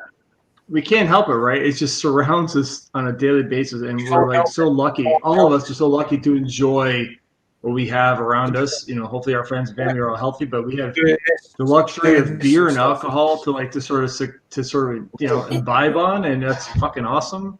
Not everybody's so lucky. So. I mean, I know exactly. I like I said, I work in a store, and people are like, "Oh, you work in a store, so you can't work right now." So the store that I work in is a family-owned shop that has been basically opened. Cheers, Joe. Yeah. Cheers, Joe. Sorry. Yeah, you're the man, dude. This store has been open since like 1871. I used to the person that I work for now. I used to work for her father. She has now bought that store. It's a franchise thing, but she bought the store. I work for her right now. I used to work for her father, and I was talking with him the other day because he's still part of the store. He does some stuff every now and then. He comes in. It's amazing, and I talked to him like, your father, her grandfather, your father would have been amazed and could not wrap his head around the fact that because of a disease like an illness, your store had to be closed. So we've been open like nonstop for almost 150 years. And now because of this, we're closed. And I'm not talking about that because of pity points. That's not what I'm saying. I'm talking about wrap your head around the fact that there's an illness around right now, and it's making sure that stores are closed. That's not bullshit. That's some real shit going on. Please don't pretend like it's nothing. Don't go around saying it's just a disease. It's just a flu. Our everyday life for healthcare workers, for people in retail, for people who work in gastronomy, right? Like in restaurants and bars and whatever. Everybody's life right now is being affected in the most fundamental ways. Don't make fun of it. Don't make slight of it. People have don't have perspective, I would say, for the most part, and you can't fault them for that. The majority of people, young people, and like especially people who are of the social media generation, don't have enough strife in their life or have never had experiences in their life to really compare it to. It's like this is sort of very new for a lot of people, and then you take some people who've been through some real. You take some people who've been through some real shit, and it's like, oh yeah, you guys are fucking soft. Like a pandemic, yeah, you go and you think like my wife, for example, like there were bombings in their house. She's from the former Yugoslavia, and there were literally bombings. Like we were sheltering in basements. Like that was before social media, right? So it's just like we can all bear down and we can get through this, but it's very trying because humanity needs humanity. We all need each other, and it's just the idea of like disconnecting is very hard. Yeah. If you're talking about like that's how humans are built. We need interaction, and that's very testing. And we'll get through it. It's just we will get through it as long as, like what you said, as long as we are aware of the situation, we are aware of the fact that this is a real thing, and we don't need to. If everybody's dealing with this, and to me, it hasn't really affected me at all as much. I mean, I kind of like.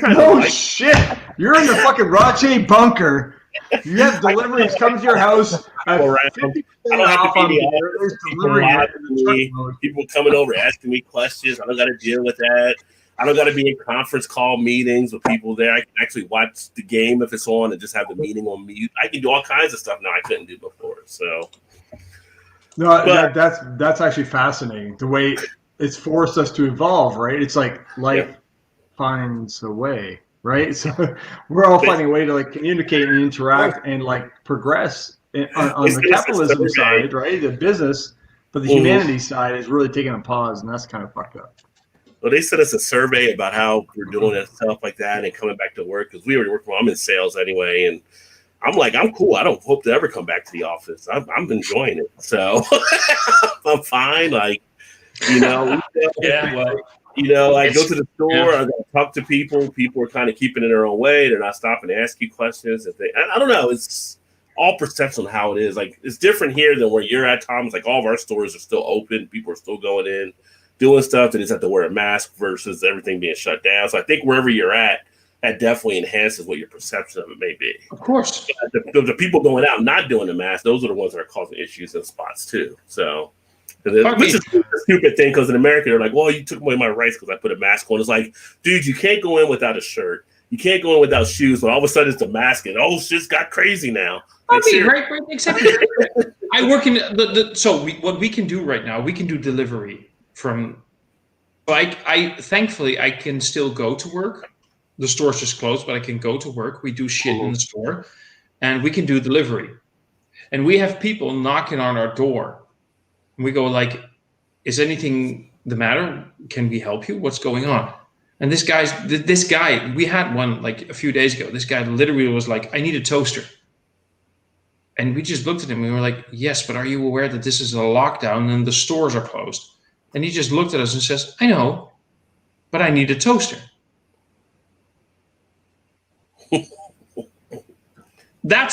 You're not that at that moment. I just want to look at this guy and say, are you aware that you are part of the problem? Because you just knock on our door of the store and go like, I need a toaster. I know you're closed. I know it's a lockdown, but I need. Right? Yeah.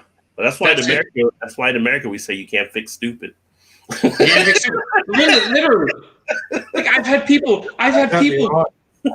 the weirdest situations. I've had people knocking on the damn door going like, I need a grievance card. Like somebody died and I need a card to ship through the mail. Like I need a postcard. Like my condolences. I need a card. But sir, we're closed. I know you're closed. I understand that. I respect the fact that you're closed. But I need a postcard. Yeah. It doesn't click. It doesn't always click in people's heads. You're not the solution. You're the problem. Yeah. Sorry, I'm saying it right. I'm saying it out loud. If you go to a place and you're aware of the fact that there's a lockdown, but you think that you have the right to knock on that door and say, I need, you're not the solution. You're the problem. Yeah. I'm just saying, sorry. Yeah. I've been living through this shit for weeks now. I work in a convenience store. We've been closed for weeks. We're going to be closed for weeks more. I'm going to be fucking honest. I'm not even sure if I'm going to have a job 4 weeks from now, right? Oh, there's a lot of people have that feeling. Yeah. Exactly. That's the thing. I'm not saying, I don't mention these things out loud a lot because I don't want to, because there's a lot of more people. There's so many people out there struggling with more problems than I am. Okay. Like, it's just a job. At the end of the day, I'll find work again. Whatever. I'm going to be okay. There's people struggling with more intense problems, but honest to fuck, I go to bed every night thinking, will I have a job in a few weeks from now? And then there are people knocking on that door. I need a toaster.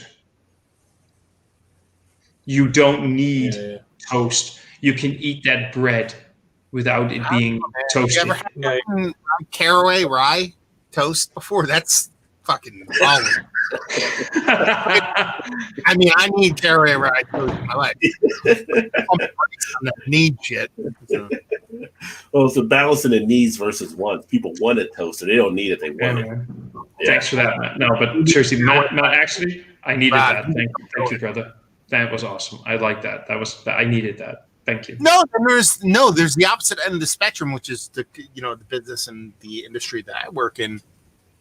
The company I work for, we actually increased our business 40% in 2020. We've actually we're 40% busier than we've ever been during the pandemic. Mm-hmm. Now, both what we do, we're a manufacturing company that actually is a bulk of what we manufacture is pool supplies. So a lot of people being home during the pandemic, what are they going to do? Home improvement. They're going to put in pools. You know what I mean? It's literally a year waiting list to get a pool put in. So I'm at the opposite end of the spectrum. I worked from home for a good portion of the pandemic, and I went back and I ended up getting COVID. I had COVID in November, but we're our company can't hire enough people. We can't get enough employment. We can't keep our head above water because we're that fucking busy. So it's such a weird, bizarre environment to live in because we're the exception, not the rule, but it's still a world that I live in. So to see the world from a place where it's I'm crazy busy, you know what I mean? It's just is really, really weird. Yeah, we're pretty busy what I do in the financial area, but to Joe's point, I mean, it's not about it going away. I think people assume it's not going to go away, but that's the point of having the vaccines and stuff done. Just like the flu never goes away, but the more vaccines you have out, more people build up the immunity to everything. So we can live with it once we have enough people vaccinated. I don't think you guys have had this problem just yet. Craig has had this problem. The UK variant, the British. Oh, we do have it here. We actually have it here as well. Oh, you've had it there. Okay, so the thing is, the problem is this is both. There's not. It's both. Sorry, yeah. There's multiple states. Well, it's multiple states that have the variant here. But So it's both a good sign and a bad sign, because the good sign is if this goes the way that some of these people, they're still looking into all of this, and you can sort of be hopeful. It is much more contagious. But it apparently so far it's not worse. That's the evolution. That's the evolution of a flu virus. Like there hasn't been a single variant the whole time. There's always been like subtle. Exactly that. Too. You can't be like, we had 1 hour on the 2.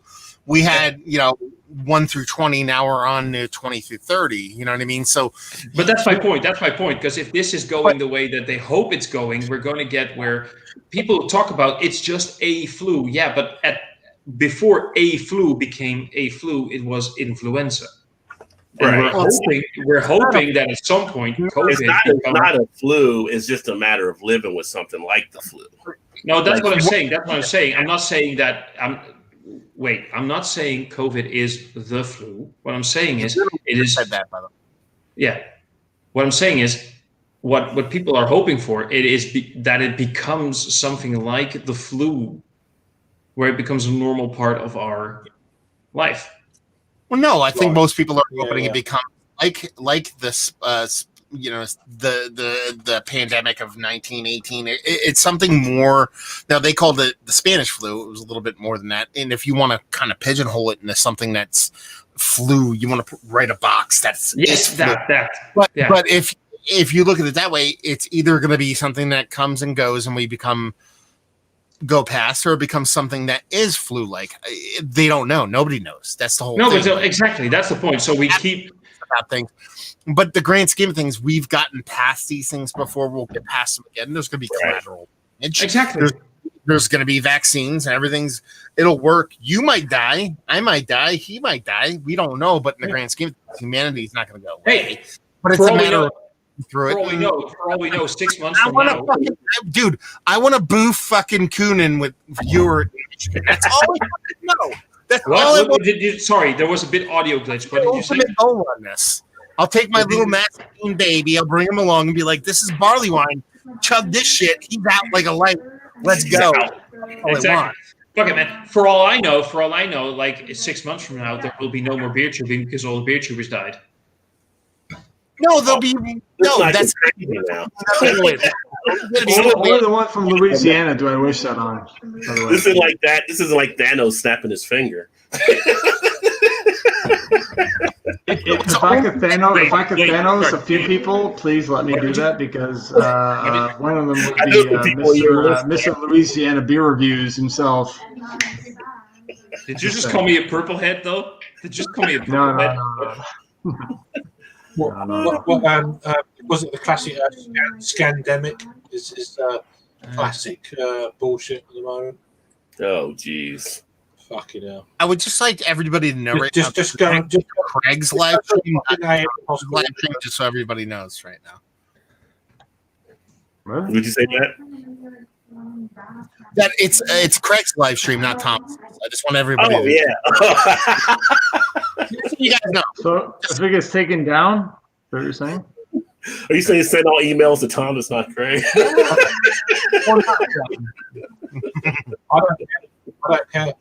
don't care. Jesus. This is the least of our book. I need to just explain to Matt. Matt doesn't get it. Matt. Wait. Before you tell, okay. What were you gonna say, Thomas? I am the beer tube. Wow. I love this motherfucker. I am the beer tube now. I am the beer tube now. There's the beautiful story. This happened like a week or two ago. Matt, me, and some of the American guys, like we all join in this communal StreamYard thing. This is Matt loves to do this where he just zones out or whatever. But when there's a thing where both he and I are in, and either I started or he started or any of those guys started it, we all have the same control over the StreamYard, right? Mm-hmm. So he fucked up. I started the stream and he entered it, but he, after a while, was like, guys, I'm going to go. And because in his head, he has either two options. He can leave the stream or he can end the stream. He can end the stream or leave the stream because he was just a little bit confused because, you know, Matt, he's becoming a father and he's old, you know, he's coming of age. He forgets shit. It happens. Look at his gray hairs. So instead of just leaving the stream, this motherfucker clicked end stream on my stream. That was fucking fantastic. I loved it. And that was beautiful. And we were just all sitting there going, what? And this beautiful motherfucker who's just petting his dog right now, who's all filling the screen, is all beautiful gloriousness. I love you, Matt. You're the best. He ended my live stream, and I just love the fact that Matt, we just fuck around like that all the time, and that's amazing. And I have a tendency to be a bit. I'd fuck around and find out. And the best part of this is Matt. Sorry, new beer, 18 watt IPA. Where's that from? That would be a brewery called Single Cut. Oh, nice. My buddy here distributes for them. Formerly hyped by Joe. They out of yeah, they are New York. So you're talking about like Worthy, I think. So it's a 5% alcohol by volume hazy.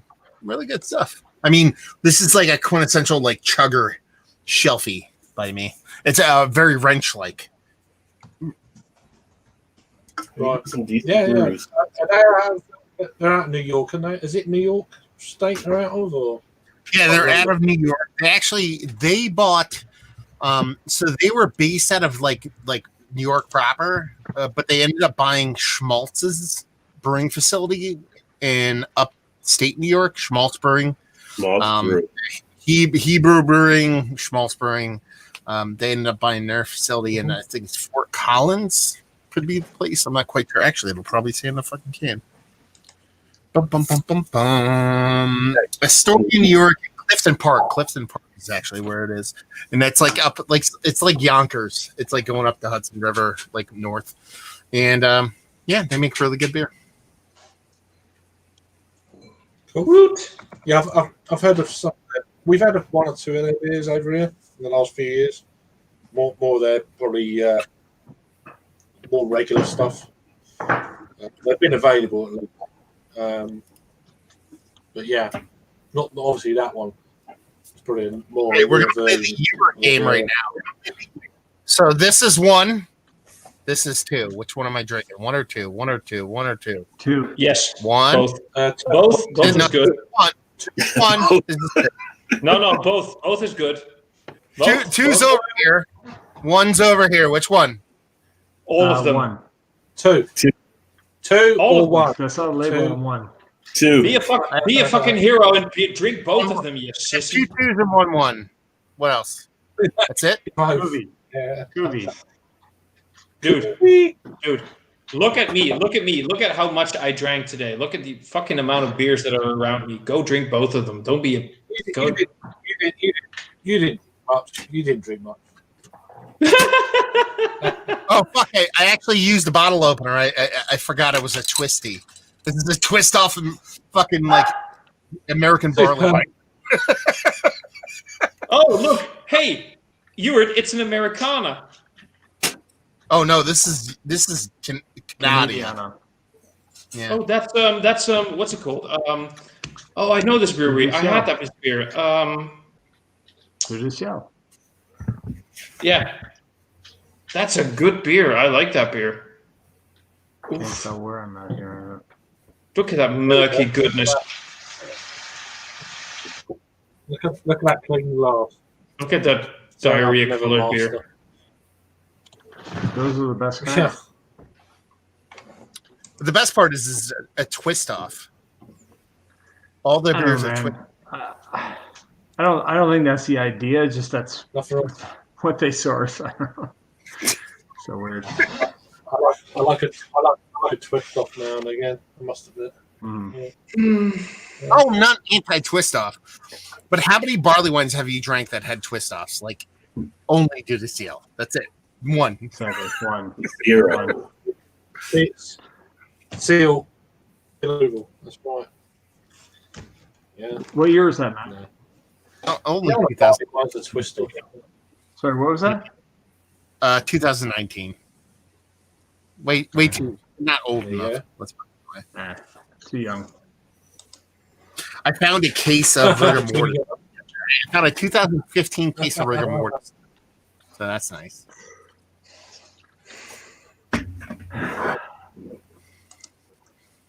It's amazing, like the little hidey holes you have up there in No Man's Land, Pennsylvania, and New Jersey, and all that shit. That was in PA too, and it's oddly enough, I actually have known about this case for like about 5 years, like since they got it. I was like, no one's gonna buy that, and every time I go there, I'm like, no one's gonna buy that, and then eventually I went down like a month ago, and I was like, I guess I'll buy that now. You know what I mean? It's like It's been there, no one has bought it. I'm like, I'll take it now. And there was one bottle missing, so I got to like be like, hey man, I mean, I want to pay full price. Well, but you're giving me one missing. I mean, come on now. well, the one missing is like, who bought it? I have to know. Yeah. Because he apparently knew what he was buying. So, Well, like, I he assume wasn't it's the smart enough to owner or hold somebody them. in there just like ripped one out of it. But Yeah, that's true. That's true. Motherfucker. Jesus. Sorry. I just realized Yeah, all of you were... What's that? No, go for it. Go for it. I'm shutting the fuck up. No, I was gonna say it's probably like of the place I go to like the most often in North America. That's the place, and I don't know. It's simplistic, and they stick to their guns on like the same sort of like the Pesh and the Soul Société and a few other things, but I don't know. Now you could compare it to a brewery that's been around a long time that does like the same things over and over again, not failing, but also not progressing. But I think they're also one of those guys, right? yeah, that they're very. I mean, yeah. Did you drink? Have you drank a bunch of stuff from that Godspeed, the guy that went from Dudiciel to Toronto or whatever? Funny enough, no. Ben, he went to Japan and then he came back. Oh shit! Okay. Oh, that's he was right, in because he Japan does a bunch of like Japanese like herbs and cuisine in his beer and stuff. Yeah, he was there for many, many years, and then he came back in the last 3 years or so. And he just because of distribution and access, I haven't really sought him out because I'll be honest, it's all lagers. Yeah. For the most part, I'm like, That beer that Dortmunder was the best beer at that fucking festival.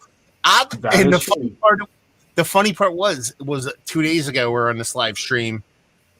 It might have been Thomas's, not Craig's, but they were asking me the best like American sour brewery.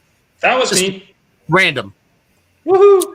I was like fucking I don't know, Jester King. This is fucking, you can't go wrong with Jester King. And they were talking about, okay, let's look up what we get here in Europe from Jester King, and they got one of the cherry wine barrel aged beers that Jester King did with the Cherry Wine Company from. Yeah, that's what I'm talking about. And like the funny part was, they're like, the Frederick stuff. no, they're like, it's $29.99. And I'm like, that's a $50 bottle in the United States. And everybody's like, yeah, whatever. I'm like, no. I'm like, you need to go buy this beer right now. Like it's like cheaper than you can get in the United States. And that Cherry Wine Company is bonkers.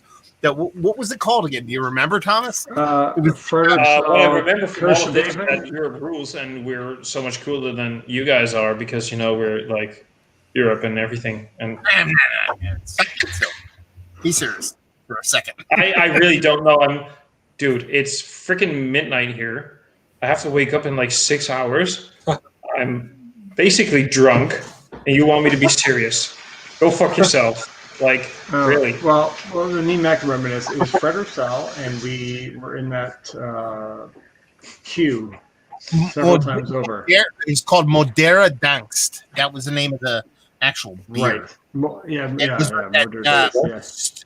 Danish, what is it, Stromsa beer, something or whatever. But yeah, that cherry one was the best thing I drank at the fucking festival. Was the I told beer. you, and I told you that, and I told you that. Yeah, you're right. I will admit that wholeheartedly. You were. I mean, I went through it probably 5 or 6 times. Just those two lines. So Yeah, I couldn't put that line though, but at the end of the night there was no line, so it was very, very good. yeah, well, that's true. It's just like, you know. Mm-hmm. All right, guys. All joking aside, though, like seriously, it is freaking midnight for me. It is freaking midnight for me, and in like 6 or 7 hours or so, my alarm clock is going to go. I need to get the hell out of here and prepare for the fact that I'm going to do 2 things tomorrow. Fuck and all. Fair enough. Everybody loves that hat. That hat is amazing. So yeah,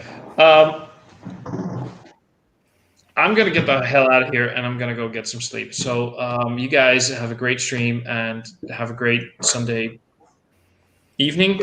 Yeah, I'm probably going to be ending anyway. Cheers. So, but I We'll see appreciate you it. Cheers for joining. You've been on for watched the whole live stream over 3 and a bit hours. But Yeah, thank you. yeah. I mean, look, honestly, dude, for you. I know you needed it, and I needed it. We both needed it. We both needed some fun stuff together. So, and the more the merrier, right? Yeah. No, it's been really. I was only expecting to be on for an hour, so yeah, there we go. 3.5 hours later, it's like, yeah, okay. Everybody who's watching, if you haven't subscribed to Craig's channel just yet, click that subscribe button for Craig's channel and hit that motherfucker up because he deserves it. He needs it. He owns it. Especially with that awesome fedora. And go Inspector Beer. Well, thanks.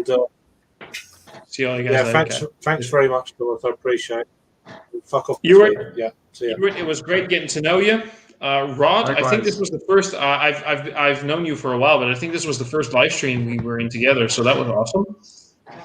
Yeah, I think it was the first with you and Ewan. Well, I've known Ewan for a long time too. Yeah, man. So that was fucking awesome. And Matt, Ewan's been on live streams before, but on the other live streams for one, he never uses his camera. So I feel like Craig is getting a better side of it here. He won't put his picture up there. there you go. And like, Which so, the other stream and why you may not want to be affiliated fully there. Yeah, but that's Craig for you, man. Like Matt, stop yawning, pay attention. You're gonna be a father soon. You need your sleep, so go to bed, get sleep. You're not gonna. Get some sleep. You're not gonna get through this life.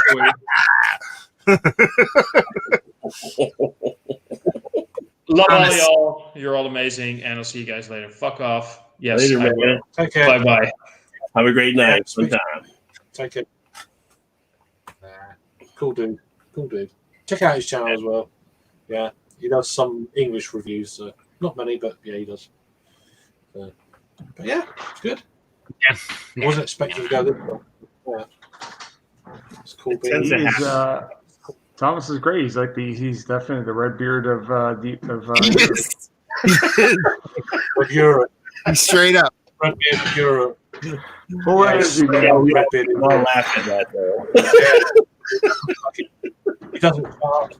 Yeah, he doesn't shut. Yeah. Absolutely. Yeah, he's cool. He's a cool dude. Yeah. So what are you guys up to? First time. Like in general, like we're outside of past Christmas, past New Year. Like, what are you guys doing? Like, not necessarily in beer terms, but just life terms. Are you just still holding up with COVID stuff and Right. hanging out with family things? You doing beer stuff? We're in lockdown until mid-February at the earliest in the UK. So not much really. Homeschooling for me, my daughter, and which kicks off again tomorrow and all that sort of shit. So just really kind of like, for me at least, being a bit of a fucking hermit, to be fair. And that's pretty much what it is. It's I'm going to be starting hacking down a few bits and bats in the garden. I want to be starting growing some stuff for the spring, vegetables. Maybe get some homegrown hops, and maybe doing a homebrew later in the year from hops for the garden. That kind of shit, a bit like what Ashley does, Ashley Sexton. So it'd be interesting to see how that works with the soil we've got and chalk base under like 6-7 foot of soil in like southeast England. So it'd be quite interesting just to see. Oh, fucking fell off. Just see how that goes. But yeah, that's what I'm doing at the moment. Just prepping for spring, homeschooling. Yeah, that's me. Cool. Hey, gardening is cool, man, for sure. Over here, it's hard to describe, obviously. I've been going to work since probably the summer last year. Took on a new role where I have more responsibility and I actually have to be there now in terms of running our packaging site. So that's exciting. It's a good step up for me, but the family's holding pat. We're talking to our kids, and we actually are very lucky at the ages they're at. Like our eldest is that she's very mature for her age and very aware of stuff going on. So we have really good in-depth conversations about systemic bullshit and yeah. Actually, I think she and my wife were talking for probably a good hour, maybe more today, about systemic garbage and how that's to be perceived and generalizations and the conflict there. And my youngest, he's awakening, which is good, and he's got a good head. So we're in a very good place in spite of the challenges that a lot of people face, which is can't even imagine. It's really hard. It's really hard, and I'm full of hope for a lot of people because it's a really fucking crazy time. On top of real life challenges that life throws you, that like Craig has to go through and stuff like that. Just like the whole COVID thing is one thing, but then real life shit comes in. That's the thing. It's fucking hard, man. We all deal with stuff, but like life still happens on top of COVID. Like it's not like we're just dealing with COVID. A lot of people look at life. Nothing stopped. Yeah. Nothing stopped. Nothing stops. Yeah. The clock don't stop ticking for anyone or anything. That's the way I look at stuff. It's like, well, fucking hell. You just got to crack on and get on the best you can while we're all around. I mean, not more. It's a little bit morbid, but it's just the way it is. Just, I mean, there's different generation went through different stuff, and like the war years and blah blah blah, and got through it, and then you get through the other side, and life carries on as more normal than what it was, and it's the same for us. That's the way I look at it. Yeah, I mean, I'm going to say that kids are... Stay positive. I always do that. There's always a beer. There's always great people to meet and good times ahead, and that's what I think of. Looking forward. Some days I'll go to the States or Canada and meet people, you guys, and blah blah blah, and maybe one or two come over here and good times, and that's what I do. You got to, positive mental attitude and shit like that. Just fucking do it. That's me anyway. I know not everyone's the same, but yeah. No. Well, I'll say it's easier said than done too, right? I mean, it's it is, but if you want it to happen, it will, and I do. So yeah. Well, no, and good on you, Craig. I mean, we're all thinking about you, and when you have a young one who's at a very, very impressionable age, I can't even imagine, man. That's fucking hard. It's just know that we're out here if you need something and he's like, hey man, Yeah, I yeah. gotta deal with this, and like it's just it's fucking crazy, man. It's hard enough. And then you I throw- can't get my head around it. That my head around that part is just like I can't get there.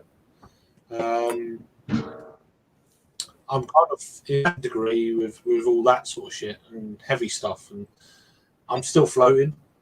I'll admit I'm still floating with that, and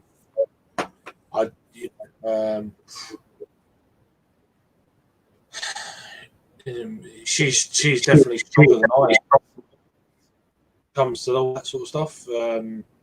I try not to let on, but she's of an age where I think all that's to come. She's of an age now; she accepts stuff the way it is, and she hands, and that to a degree helps me get stronger in the long run. But yeah, long term, there's going to be bumps in the road for sure. But then I'll be past my grief and blah blah blah. So I'll be stronger for when she's not quite as strong as she is now. She's too young to understand that. But yeah, anyway, let's not talk about that. But yeah, for sure, man. Sure. Sorry for it's cool. No. I mean, I've actually had a good weekend and blah blah. For the first time in a long time. It's probably the amount of beer I drank, but yeah. That aside, but yeah, I was feeling generally quite happy.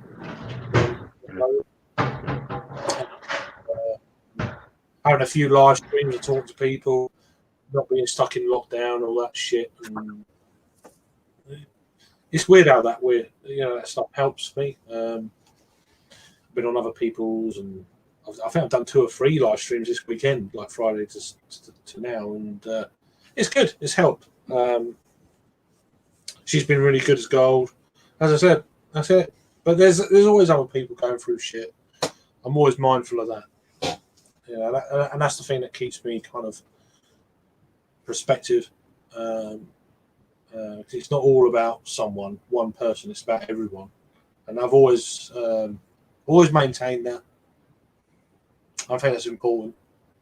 Keep focus, and I keep away from the news. I know it's shit. I don't know everything at the moment, and that I'm waffling now. So yeah.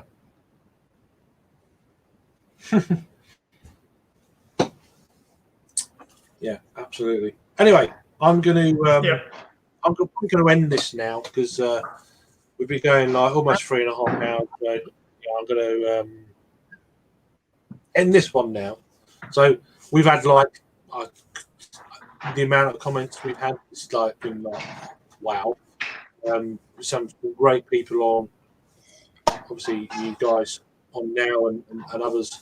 I really do appreciate it. It's been really kind of cool. Just to, like a release, just to have a chat and forget about our lives to a degree. And I think that's anyone who does a live stream, unless it's great stuff like what Matt's going through. I expect a little in a few months, and God, man, I've said it before, but I'm so pleased for you. It's going to be fucking awesome.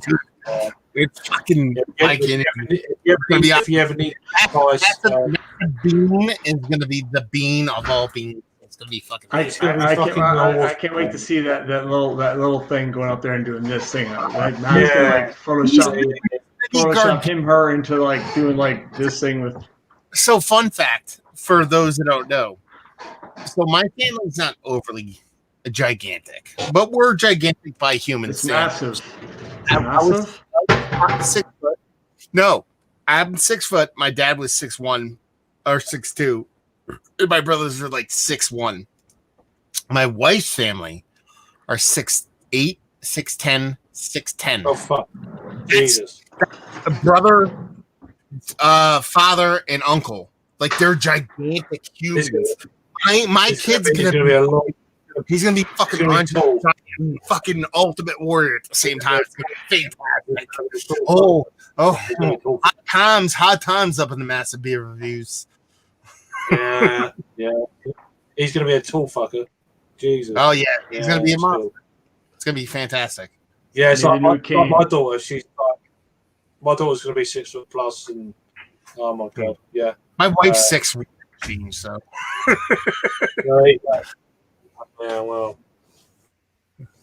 Yeah. But anyway, I'm going to end this here. We'll maybe around for a little while off, just for a bit. But anyway, cool beans. Thanks for everyone for watching, and I'm going to fuck off now. And I'll probably be around next weekend for another live stream of songs. So yeah. So anyway, I appreciate you all guys joining in and in the chat, and it's been good.